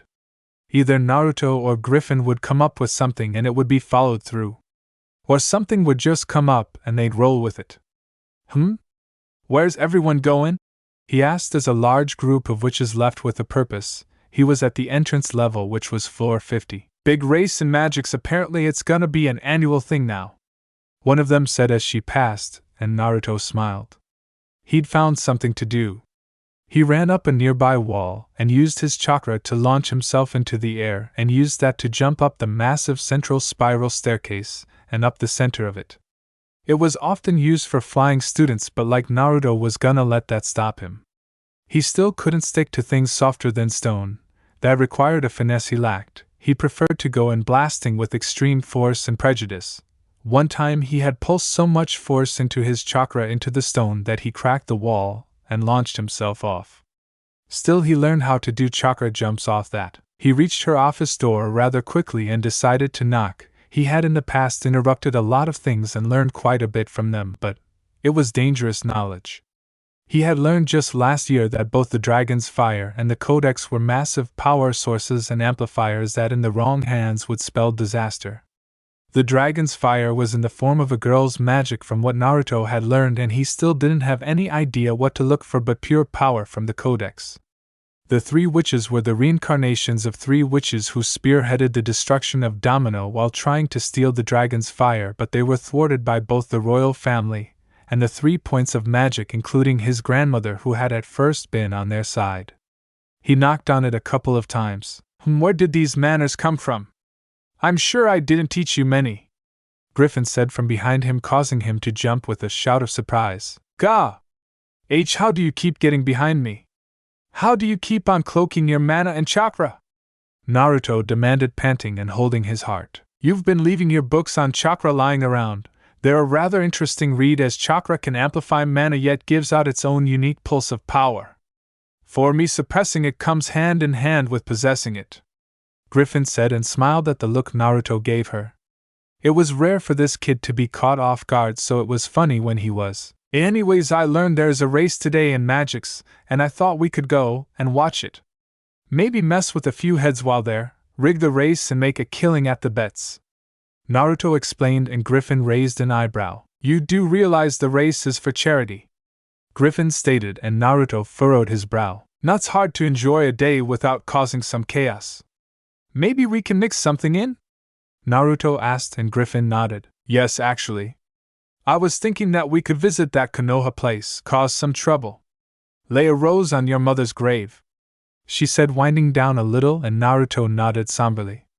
Also, before we start, I'm sure you noticed that your hair color has been turning to red at the roots and how your whisker marks have vanished, correct? She asked, and Naruto nodded. That's because for a long time you held a second soul within your own. This soul was very evil and very powerful, but it was sealed up so tight that when you started using its power, my hellfire, yes, your hellfire does indeed come from the beast. Yet its power turned to mana and chakra equally is yours now. It's increased your natural healing to the point of regeneration, and it's woken up some more of your mother's blood. So without it around, the whisker marks are gone, and with your mother's blood your hair is turning red, Griffin explained, and Naruto was wide-eyed. So what was my original mana type then? Naruto asked curiously. I'm not sure, but it actually seems to empower your hellfire, meaning that it can be one of several things. Plants, wind, oil, or even normal fire, or a natural hellfire despite its rarity, Griffin listed, and Naruto thought. So instead of mana and chakra I have 2 of each? How do I pull them apart?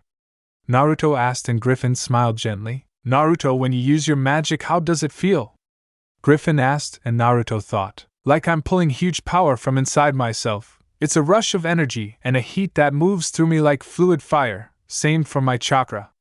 Naruto mused. Your natural mana should feel like it's always been there, and you're not pulling it too hard, let it flow gently, she instructed, and Naruto frowned and thought, then did as instructed. For a bit Naruto looked like he was slowly dancing while constipated. This entertainment went on for about 5 minutes before Naruto HMMD. Something wrong? Yeah, I can feel my natural mana but not touch it. I found my natural chakra too, and I think I can grab that. It feels more cool and fast, very fast, and it moves real easy too, Naruto explained, and Griffin nodded sagely. I think your natural chakra is wind-based then instead of the demonic chakra you've been using all along. It should be a lot less powerful but a lot easier to control, Griffin explained, and Naruto nodded. Anyways, you start practicing with your natural chakra. Most people can't use mana until they're about 16, so it's no real surprise you can't use your natural mana yet. But I can use mana! Naruto protested, and he got a finger flick to the forehead. Pay closer attention! You haven't used your natural mana yet, you've been using the demon's mana though, and its chakra. But you have to learn to use your own power. The only reason you've gotten away with so many magic-based pranks all these years was because only a handful of students believe that it's even possible for you to use mana. Stick to learning chakra right now, you have 2 sources of it, so that's twice as much work, she said, and he pouted. But it's more than twice the payback for the work. If you have options, you can keep going no matter what. Now we leave in a few hours, get some practice in, Griffin said, and Naruto did a complete 180 and was grinning foxily at her. All right. I'm on it, he shouted and dashed off using a mostly demonic chakra but pushing more of his natural chakra in by the second, although he was out of sight in just such an increment of time. 3 hours later. So have you actually gotten something down yet? Griffin asked, expecting the answer to be no. Yeah, actually I did, Naruto bragged, and she shot him a look.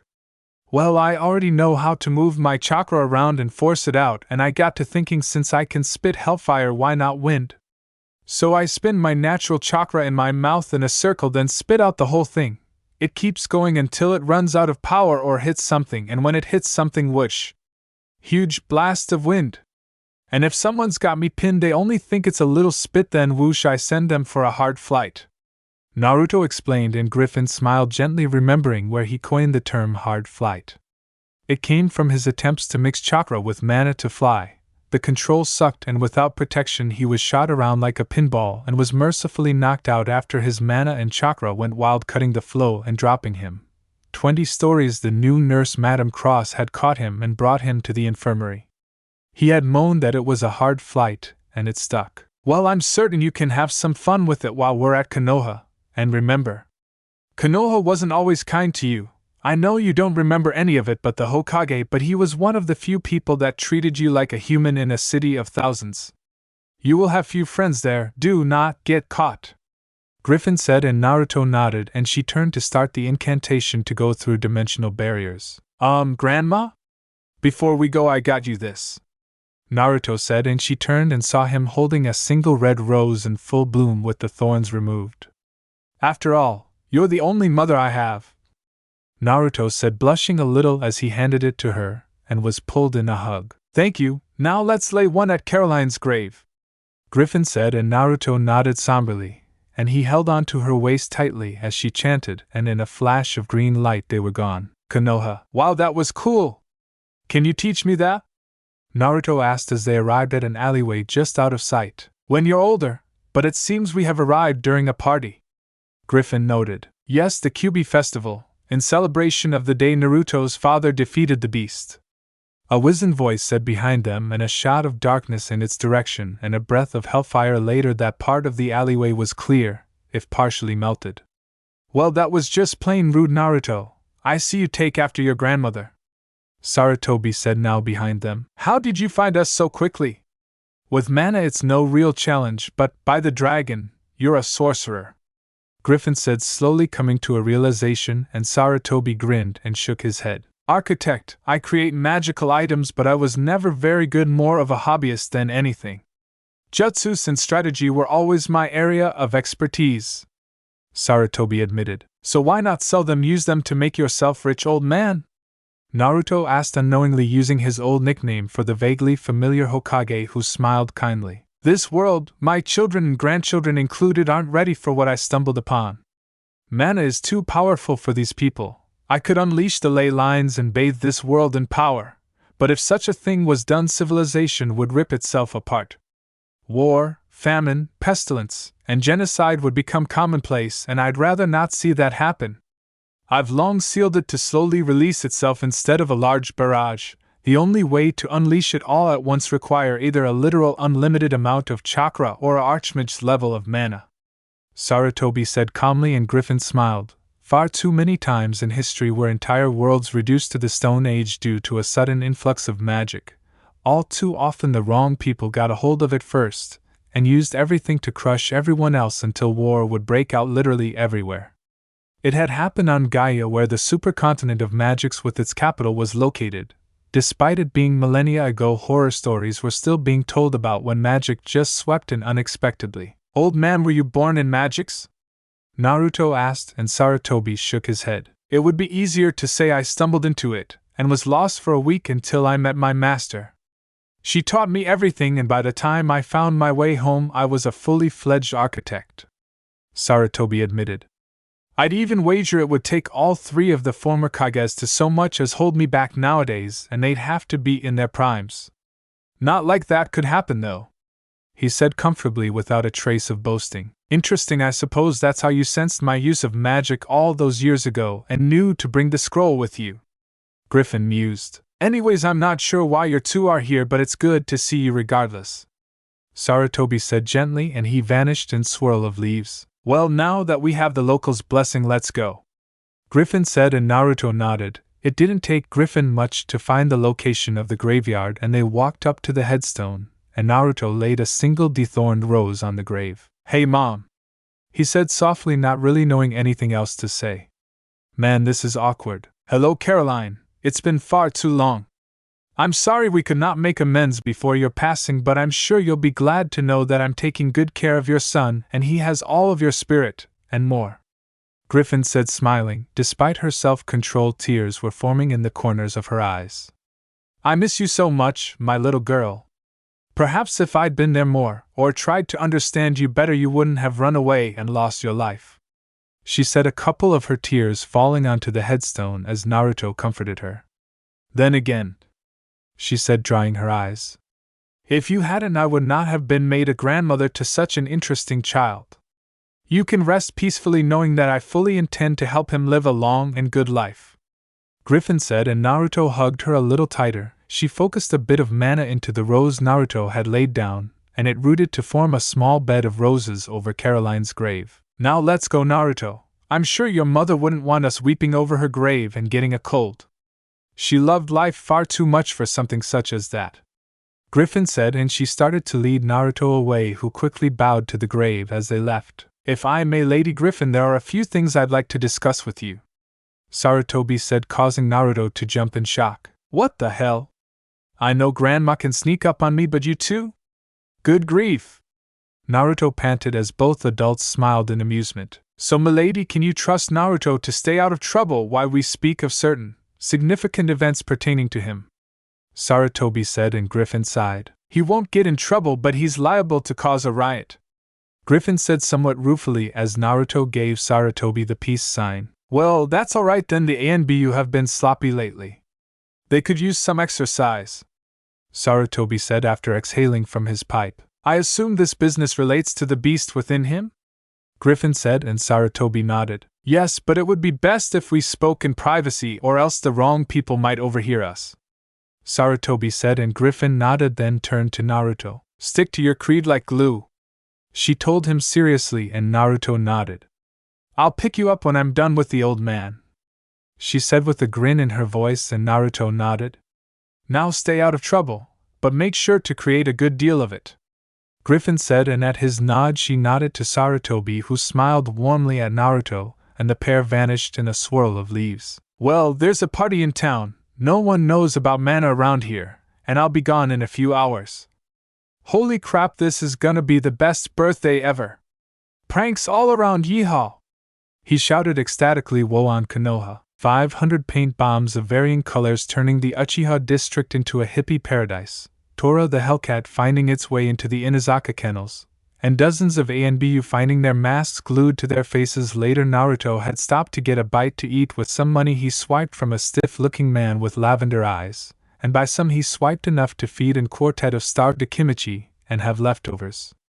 He had found a nice ramen stand with two kind-eyed people that just had these auras that immediately put them off Naruto's ever-growing shit list. "Nice to see someone who appreciates ramen the right way, although you don't seem to be comfortable with chopsticks," Tucci said kindly, and Naruto chuckled. "Well, I haven't used them before, so yeah, I'm clumsy with them.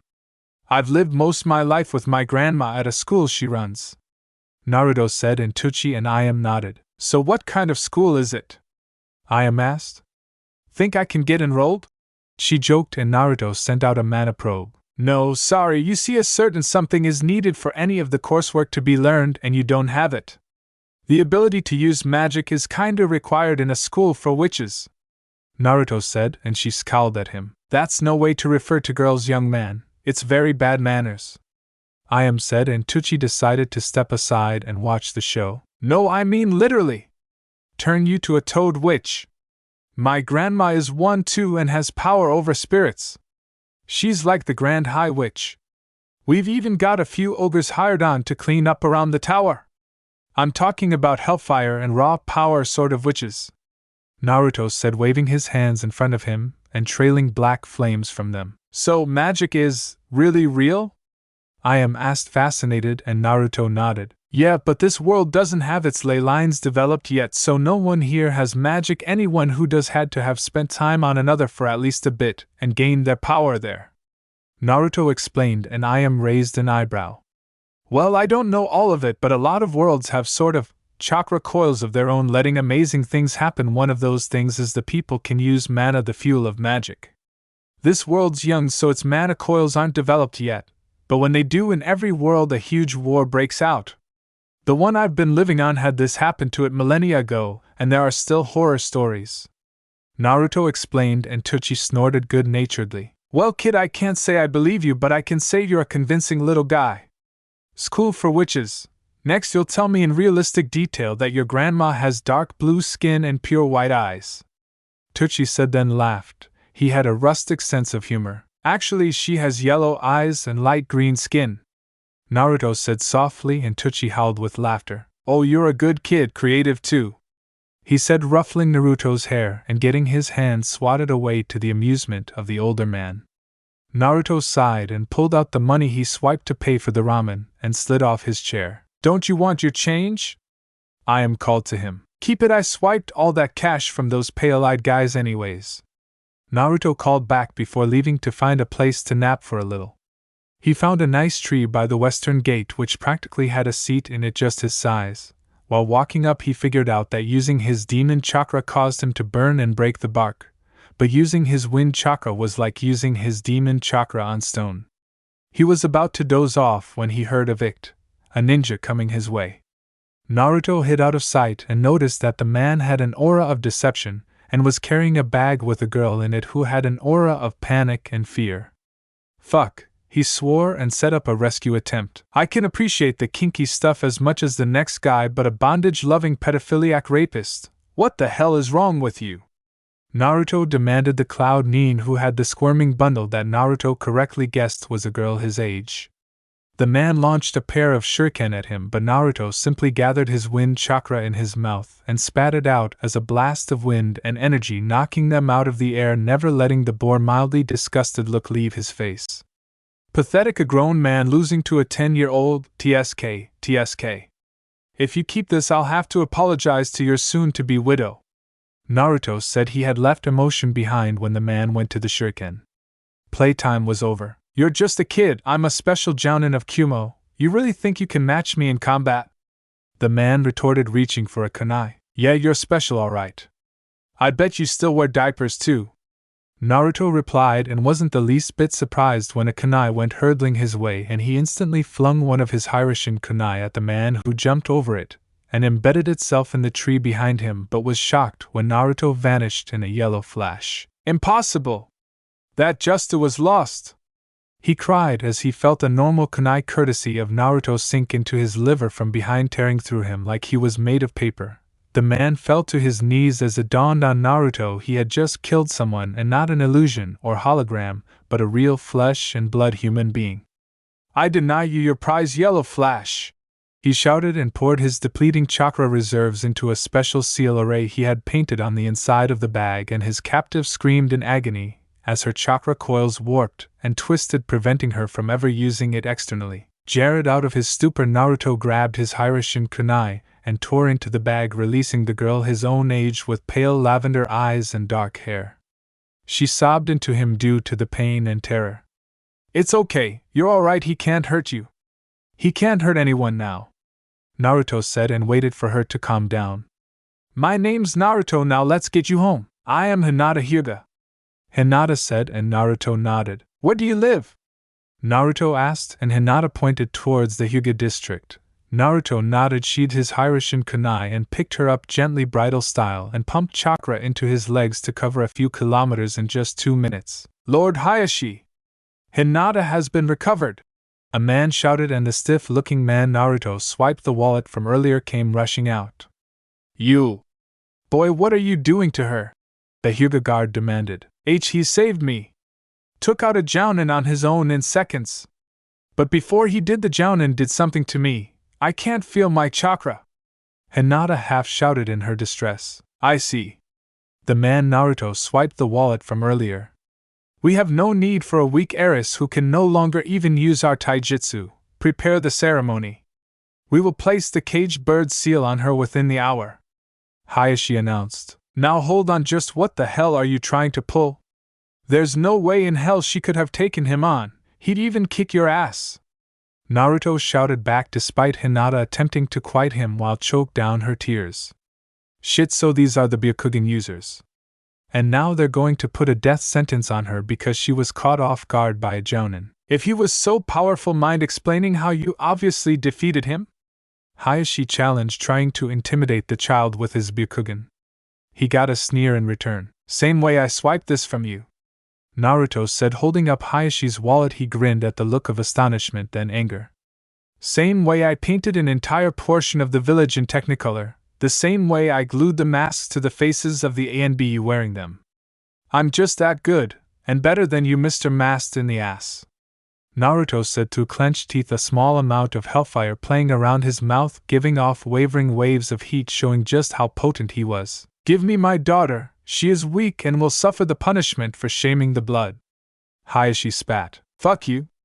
Naruto returned with equal venom, swirling his wind chakra inside the sides of his mouth to get ready for a surprise attack. Hayashi charged, ready to sidestep the, to him, obvious wind technique, and was surprised when Naruto instead aimed for the ground just in front of him, causing him to be blasted to the side by the raw force of the wind as he jumped the same way to avoid it, and was slammed into a nearby wall. Naruto! What in the dragon's name are you doing? Griffin shouted, appearing in a swirl of pale green light from in front of him as Hayashi picked himself out of the wall. That bastard's gonna put a torture mark on his own daughter because she was kidnapped and rescued. Naruto shouted, pointing at Hayashi with obvious contempt. Hayashi then tried to rush Naruto for a Juken takedown, and was caught off guard as a blast of black fire shot towards him, and although he dodged, his left arm was utterly consumed by the flames and ash within bare moments. Everyone stand down! Sarutobi hollered, arriving on the scene. What has happened here? He asked, his eyes dangerous. That little monster is interfering with clan affairs and attacked myself, the head of the Hyuga clan. Our laws state he must be put to death for his transgressions. Hayashi bellowed. Naruto, is this true? Sarutobi demanded, and Naruto stared right back, his term unnaturally hard for a 10-year-old. I saved Hinata here from being kidnapped, and when I return her home I find that a fate perhaps even worse lays here. While she is with me, she is in my care, and as such I will prevent them from placing a caged bird seal upon her for being overpowered by a vastly superior foe. Naruto replied evenly, with a calm deliberation that he could have only learned from his grandmother. Naruto, you know it's against numerous interdimensional laws to interfere this much with an undeveloped world. Griffin said calmly. Can you in good conscience leave a 10-year-old girl in a life of slavery to her own family? Naruto asked just as calmly, and Griffin sighed. It will be her choice, she said, and knelt in front of Hinata. The choice is yours now. From what I've gathered, your own father is now hellbent on turning your life into a misery. You can stay here and chance that, or come with us and we will find you a place to be elsewhere where you can grow and be safe, Griffin said, and Hinata fearfully turned to face her father, then looked back in a silent question. You don't need his permission to come with us if you want to, Griffin said, and Hinata shuddered and nodded. All right then, Griffin said, nodding. Now wait a minute, Griffin, this is kidnapping, Sarutobi said. It's not kidnapping if the person missing wants to be missed, Naruto said as green light started circling all three of them, and they vanished into it. Way to leave me a bloody hornet's nest, Sarutobi internally cursed. Cloud Tower. Where are we? Hinata asked. Home sweet home, Naruto said, grinning. This young one is Cloud Tower, the academy for witches. Now if you'll come with me, I believe I can find you a good home, seeing as you do not have the proper temperament for witchcraft," Griffin said, and Hinata nodded as Naruto kindly helped her walk, as she was weak in the knees at all this. It took her a bare moment to activate the rune on her desk to contact Farragonda, and was answered immediately. "Ah, Griffin, what a pleasant surprise! What may I do for you?" she asked pleasantly. "My grandson has stirred up a rather interesting troll's den, magical equivalent of a hornet's nest. The end result is that I now have a small girl roughly his age, separated from an obviously abusive family from an undeveloped world. Furthermore, she doesn't have the right temperament for witchcraft, but I thought perhaps— May I see her?" Farragonda said, and Griffin raised an eyebrow. "Oh, don't get like that. We've known each other for so long, I know exactly what you're going to ask, and frankly, I'm delighted that you still trust me so much." "Very well," Griffin said. Hinata, was it? Could you come here, please?" Griffin asked, and Hinata hesitatively walked up and into Farragonda's sight. "What lovely eyes!" Griffin the first accept. "I'll be over shortly," Farragonda said after getting a good look at Hinata's aura, and the hologram winked out. 3, 2, 1. Griffin thought, and there was a knock at the door. "Let her in, Naruto," Griffin said, and Naruto opened the door, and Hinata was shocked.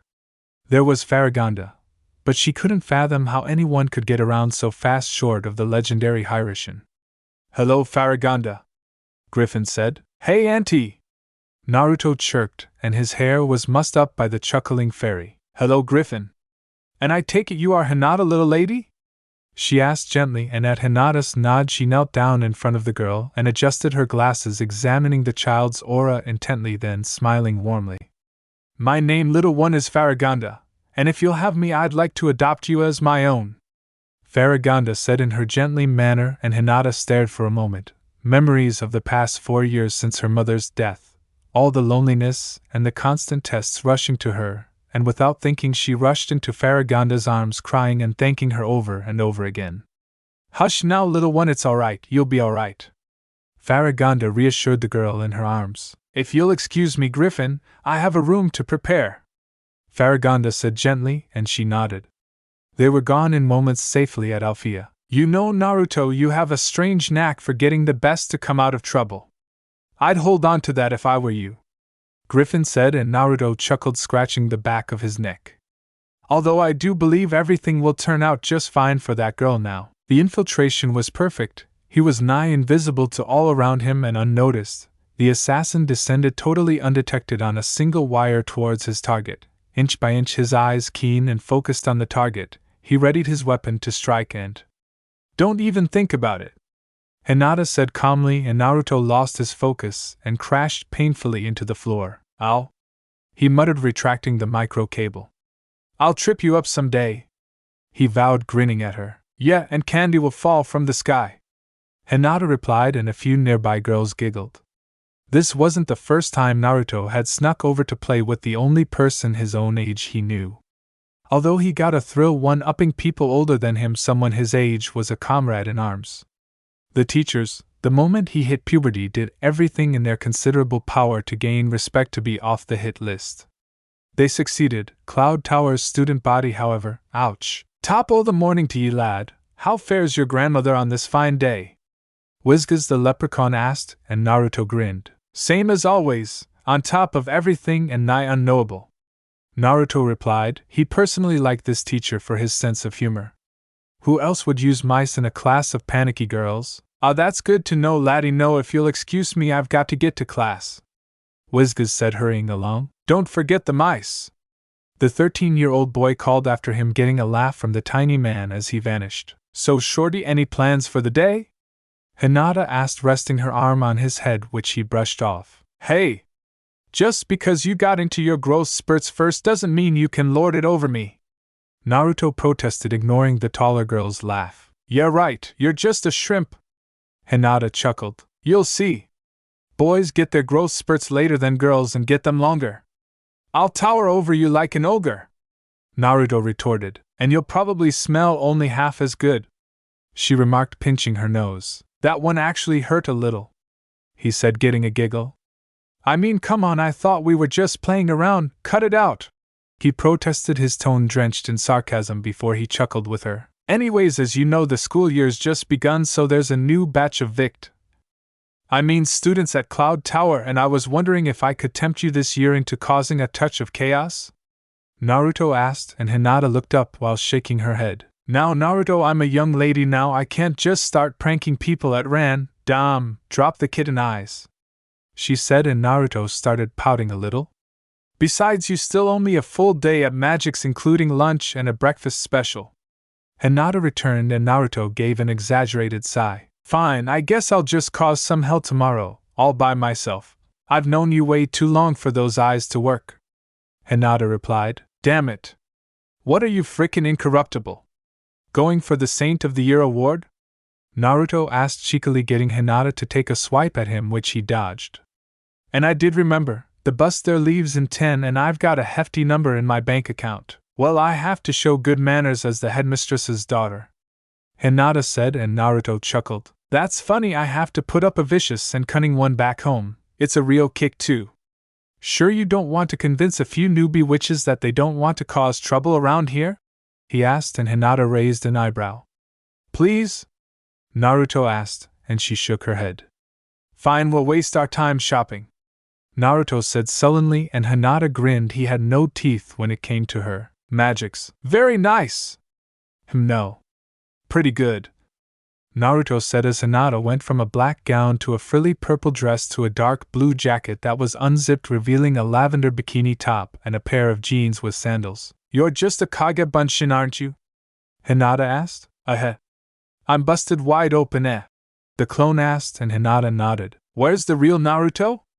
Hinata asked. Taking a nap. The boss remembers the last time you took him clothes shopping. 3 hours? By the dragon, the clone said in exasperation. If I hadn't been taught self-control my whole life, I would have slapped you into next Sunday for that, Hinata threatened, and the clone slid to the opposite side of the bench to get out of firing range. You go and wake up Naruto now, or I'll use a kunai he forgot at Althea on you, then him, Hinata said, and there was an indoor breeze as the clone set a land speed record to get the original, who was napping on a rooftop a half block away. There was a flash of yellow from Hinata's dressing room, and Naruto stumbled out, having used the Hyroshin to come as fast as possible. Well, you've killed the shopping mood, so I say brunch. The Mango Dragon has a breakfast buffet that's still open, Hinata said. The Mango Dragon? Sounds like hippie heaven, Naruto said sideways, causing his clone to chuckle. By the way, I've decided I like all three, Hinata replied, and Naruto and the clone sighed, and they both pointed at each other. You're carrying, what? No way in hell am I on bag duty, you do it, they said in perfect stereo, getting laughs from all observers but Hinata, who had seen this gag before. She just snorted in amusement. Both she and Naruto knew it wouldn't be long before he hit a growth spurt, and couldn't be called cute in the same way as a child anymore. So he was milking it while he still could. A lot of fun to watch actually, as he scammed left, right, and center using big blue-green eyes to get all sorts of things. QB red plus Naruto blue equals aqua blue-green eyes. Although the fact that they were slightly slitted took away some of the appeal, the fact that he had deep red hair with blonde tips balanced it out. It was all spiky too, and pulled into a braid with a couple of bangs just over his eyes.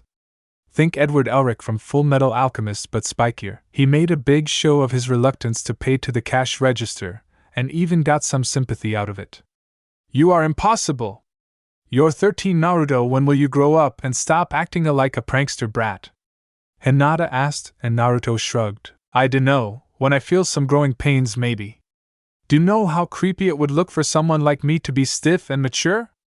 Naruto asked, having casually sealed the clothing in a scroll and pocketed it, after a big fight about who had to carry it, with his clone ending up with the clone making a face and dispelling itself, leaving him high and dry. Besides, you're still a kid too, just taller. Relax a little, Naruto countered casually. I know we could make ourselves young again with high magic, but still the first time through childhood should be something special and memorable. We have eternity to worry about adulthood, so let's just be kids for now. You know it's really easy to forget that you're practically a prophet sometimes, Hinata said with a groan, getting a laugh from Naruto that she couldn't help but join in. Here we are, you wouldn't believe what they have here, Hinata said with a dreamy look on her face. Okay, but if I don't believe in the food they have here, I'm going to go hungry, he said, then dodged a smack. Cheeky little, oh never mind, Hinata said with a sigh as they found a table and both ordered the buffet and a pitcher of orange juice between them. Before we start eating, why do you keep hassling me? It's nowhere near the levels of anyone else, but still, Hinata asked, and Naruto sighed. You're not the only one going through puberty here, you just hit it harder. I have a vent which is all of the Cloud Tower student body.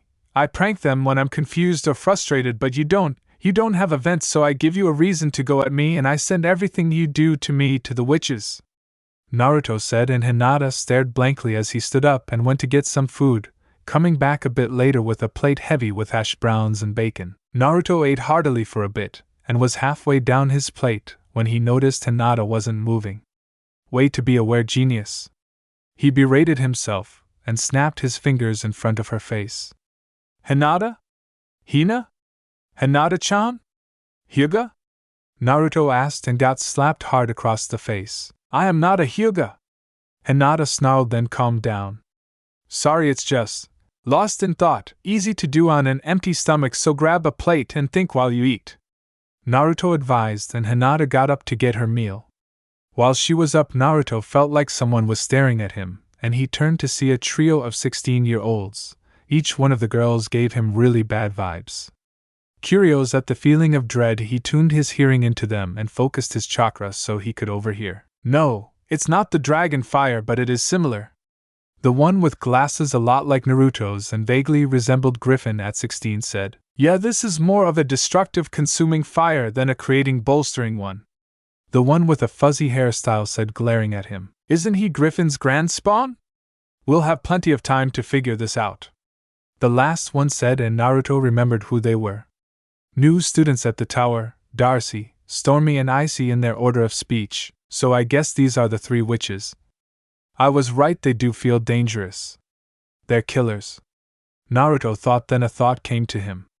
I suppose I'm a killer too, but I killed to protect people. These three feel like they'd kill me for my hellfire, Naruto thought, glaring at them somewhat. It was returned 1,000-fold by the three witches, and a shiver went through his soul. These may be the three Grandma keeps looking for. I should tell her as soon as I get home. He raised an eyebrow and faked a snort before turning away, hoping that they didn't try to call his bluff. Naruto breathed a sigh of relief as they got up and left, without paying, but that was to be expected. Naruto, you're sweating, Hinata said, having come back as he was focused on listening to them and watching through the reflection of his glass. Sorry, it's just. He swallowed. Hinata, we have to cut this short. Those three witches are huge threats. Your mom and my grandma need to be made aware of this, Naruto said. Waiter, can we get our bill? Naruto asked as the man passed, and he nodded. Wait, just what kind of threat? Hinata asked, and Naruto sighed. Those three are the heirs of the ones your mother, my grandmother, and Saladin fought on Domino in the battle that destroyed the world. They're looking for the dragon's fire again, and your mother at the least knows where it is. We have to warn her at the least, or things can get very bad, Naruto said, putting the needed amount of money on the table with a generous tip as well. How bad? Hinata asked as she stood up in alarm and followed him as he carried. They could spark an apocalyptic war if they get what they want, and it's a guarantee that they will if no one is aware of who they are, Naruto said, and he thought. Hold tight, he told her as he grabbed her hand and started to go through some one-handed seals, and they both vanished in a flash of yellow light. Cloud Tower. And Naruto, why did we come to Cloud Tower and not Alphea? I thought my mother was in most danger, Hinata asked as Naruto led the quick chase to Griffin's office. Because I can only teleport to where the three blade knives are, and you're carrying the only one that would have been in Alphea. This gets everyone who needs to be in the know in it faster, Naruto explained, and Hinata nodded. Grandma! Big news! Naruto hollered as he wrenched open the door to find an empty room. Oh, brilliant! He said. We can still use the calm rune, Naruto said, and he activated it quickly. Naruto? Where's Griffin? And why are you at Cloud Tower, Hinata? Farragonda asked, surprised. They're here. The rebirths of the three who destroyed Domino are here as new students. Grandma wasn't in, but you need to know. I ran into them and they thought for a bit I had the dragon's fire, but then were actually able to sense my power type and accurately describe it in comparison to the dragon's fire. Naruto exclaimed, I will be speaking to your grandmother, young man, about how you know all this, but you are right to tell me of it. Can you positively identify them? Farragonda reprimanded, then asked, and Naruto nodded. Their names are Darcy, Icy, and Stormy. I remember them from a few class lists I messed with. They recognized me too, but they don't know that I know that they know. You know what I mean? He asked, and Farragonda blinked. I believe so. Anyways, you were wise in coming to me with this information. I will, however, ask that you escort Hinata through the passages back to Althea. I don't like the idea of her in the same building as those monsters. Farragonda said, and Naruto nodded. Good, hurry along now, she said, and the hologram faded. Come on, we better go, Naruto said calmly, and Hinata nodded, a little unnerved by the rapid pace of all this. He led her into a hidden staircase that could be activated on all levels and hallways of the tower that led one floor down into the tunnels. I still can't figure out how this place can be found almost everywhere, and it's always the same small trip down, and I'm below the school, Naruto exclaimed. Temporal distortion, Hinata said, and Naruto turned to give her an incredulous look, and HSE sighed. You really need to read up on more than burning things. Temporal distortion effects are like summoning runes stabilized to allow a person to pass through without even noticing. This place, my home, and Red Fountain all have them all over the place in case of emergencies and to allow fast communication. Hinata explained a little smugly at knowing something he didn't. Oh, that explains a lot, Naruto said, then he threw his arm out, stopping Hinata. Tripwire, someone's down here, he said calmly, drawing what looked like a handle from his back pocket and activating it, getting a sword nearly a foot and a half taller than him to burst out. It was made of pure blue energy, shaped like Zabuza's but without holes. What does this mean? Hinata asked. Either those three witches are onto us, or someone's on my turf. Neither is gonna have a pleasant ending, Naruto said. Well, isn't that interesting? A voice said from behind them, and Naruto let out a blast of dark blue energy from his sword while stepping between it and Hinata. The darkness receded in the blast to reveal a mostly familiar face to Naruto. Thorn? Naruto asked after a moment, and got a nod from the woman. What are you doing here? You graduated, Naruto asked. New job. It also means you can't do anything to me for the next 6 months, and I fully intend to abuse that leniency period, Thorn said comfortably. She looked like she was in her mid-20s now. So what are you teaching then? Naruto asked, deactivating the blade and pocketing it. He couldn't feel any illusions being pulled. Mystical biology. I'll be bringing all sorts of surprises to class, Thorn said with a grin which Naruto matched. I look forwards to it. Might I suggest a blood gorger vine? It's good to know about. Or perhaps the spider roaches inside the garbage area? A field trip there would prove very educational, Naruto said with an evil grin. Then he remembered the trip wire. Hey, were you trying to catch me with a prank? Naruto asked, and she sighed and nodded. Yeah, but mind if I ask who your girlfriend is? Thorn asked, and both Hinata and Naruto blushed. You yuck, I mean no way. He's just a friend, eh? I mean he's such a brat, Hinata protested. Ouch, Naruto said, and Hinata blushed and started stuttering. I thought you were over that, he asked. So who is she then? Thorn asked, grinning at the girl's discomfort. A friend and Farragonda's daughter. I was taking her back to Althea when we ran into you, Naruto explained, and Thorn nodded. So what's a little fairy doing here? Thorn asked, and Naruto put a finger to his lips with a grin. Oh, fine, be like that, you little punk. Just remember 6 months, Thorn said, pointing at him. Just remember I hold grudges, Naruto replied as he casually stepped over the trip wire, and Hinata followed suit. I'll see you later, he said, and continued to lead Hinata towards Althea. So, how long have you known about the witches? This sounds really big, Hinata asked. Since I was about 6? 7 maybe? I've been listening in on Grandma for a long time. I've picked up what I think is most of the picture. But there has to be more than what I know, Naruto said, frowning a little. Well, what do you know total? Tell me everything, Hinata said, and Naruto nodded. Those three we encountered in magics are most likely the reincarnations or descendants of the three witches that led the destruction of Domino. Naruto started. But Domino's a wasteland, why would anyone attack it? Hinata asked. It was a lush paradise before those three got to it, complete with a royal family, and they held a massive power source. The dragon's fire!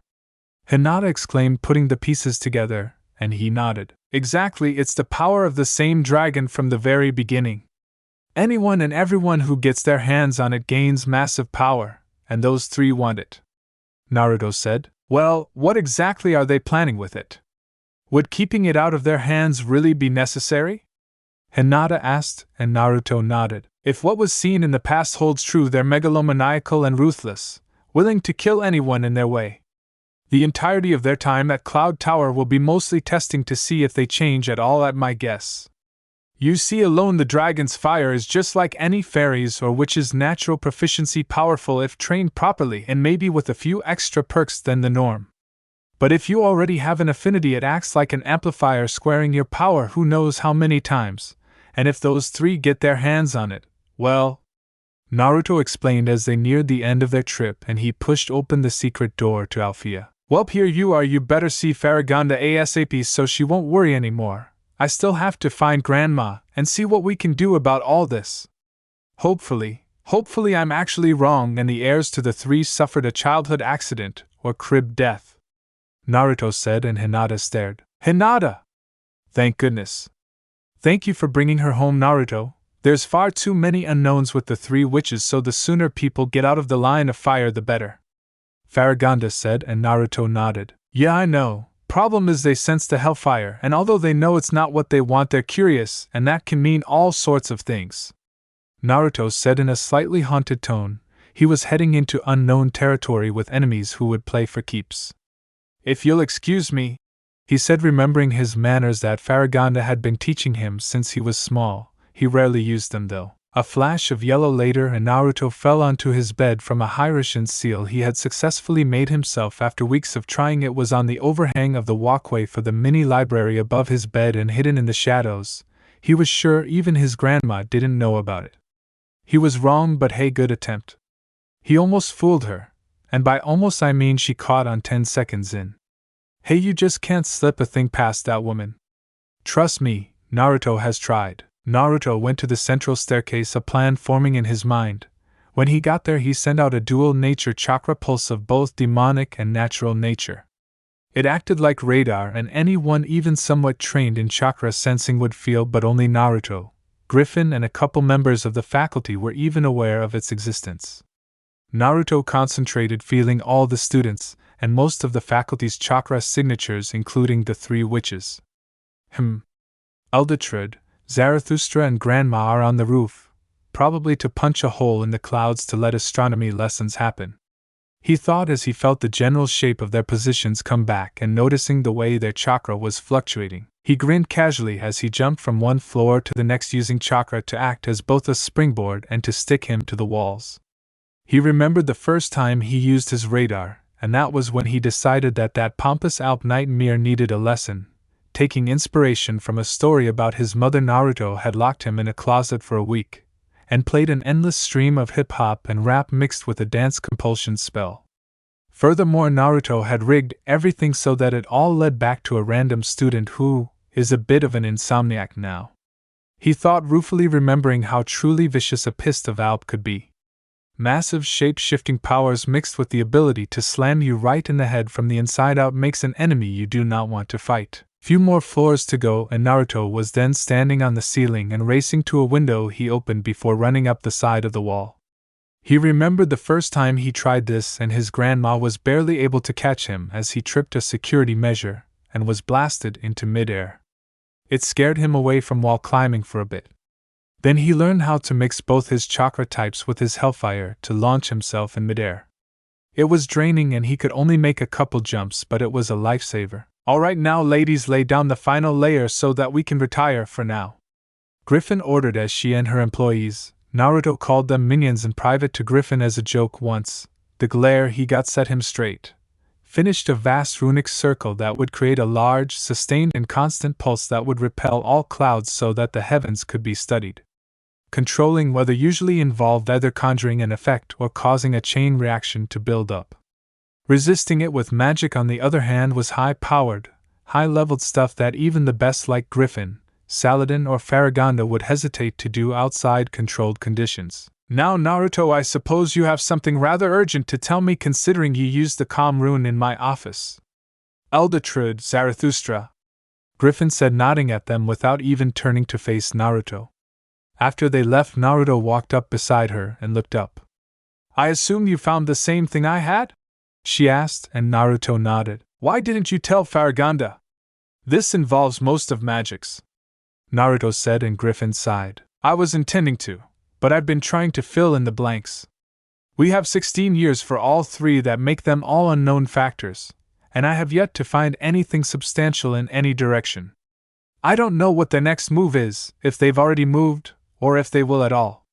It's the singularly most aggravating thing in years. Furthermore, they have warded all their possessions so that any attempt at scrying is neatly disabled, Griffin said in frustration. Then Naruto held her hand to calm her down. Well, that tells us a lot. It means they have something to hide, Naruto said, and she smiled down at him and nodded. Well, although our home is a place of secrets, some things have to be known, Naruto said calmly. Already planning? Yes, such as a certain seal array above your bed, Griffin said, and Naruto jerked back a little and stared at her. What? I raised you, I know your tricks, Griffin said with a shrug, and Naruto sighed. And I also know that I won't be able to persuade you out of sneaking into their room, she said, and Naruto looked up grinning. Well, it's only those three anyways. A triple room? That's weird, it's usually single, double, or quadruple, Naruto thought, crossing his arms, and Griffin put her hand on his head. Yes, the other roommate had a family incident and had to leave, Griffin said, and Naruto frowned. Let's hope it's just coincidence. But I can tell you this, Grandma, when I saw them in magics they were fully aware of me and they have the feel of killers. I don't think we'll have an easy time with them, Naruto said, and Griffin nodded, fully understanding. 30 minutes later. They've left the building, or shielded their chakra, Naruto thought as he picked the lock on their door and slipped in, locking it behind him. One of the things he had taken to heart from the scrolls was to hope for the best but expect the worst when on a mission, and right now he had one. He had to find evidence one way or another to the intentions and resources of the three witches. Alright, I can sense some magic, most likely the anti-scrying shield. It's triple-laced, meaning that if you destroy one layer, the bottom one starts to repair it while the residue reinforces the second, while the first gets repaired stronger than ever. Hard to make, nearly impossible to pierce. Bloody hell, that's advanced stuff, Naruto whispered to himself. Alright, there must be something, Naruto murmured as he dug around all of the sources of magic.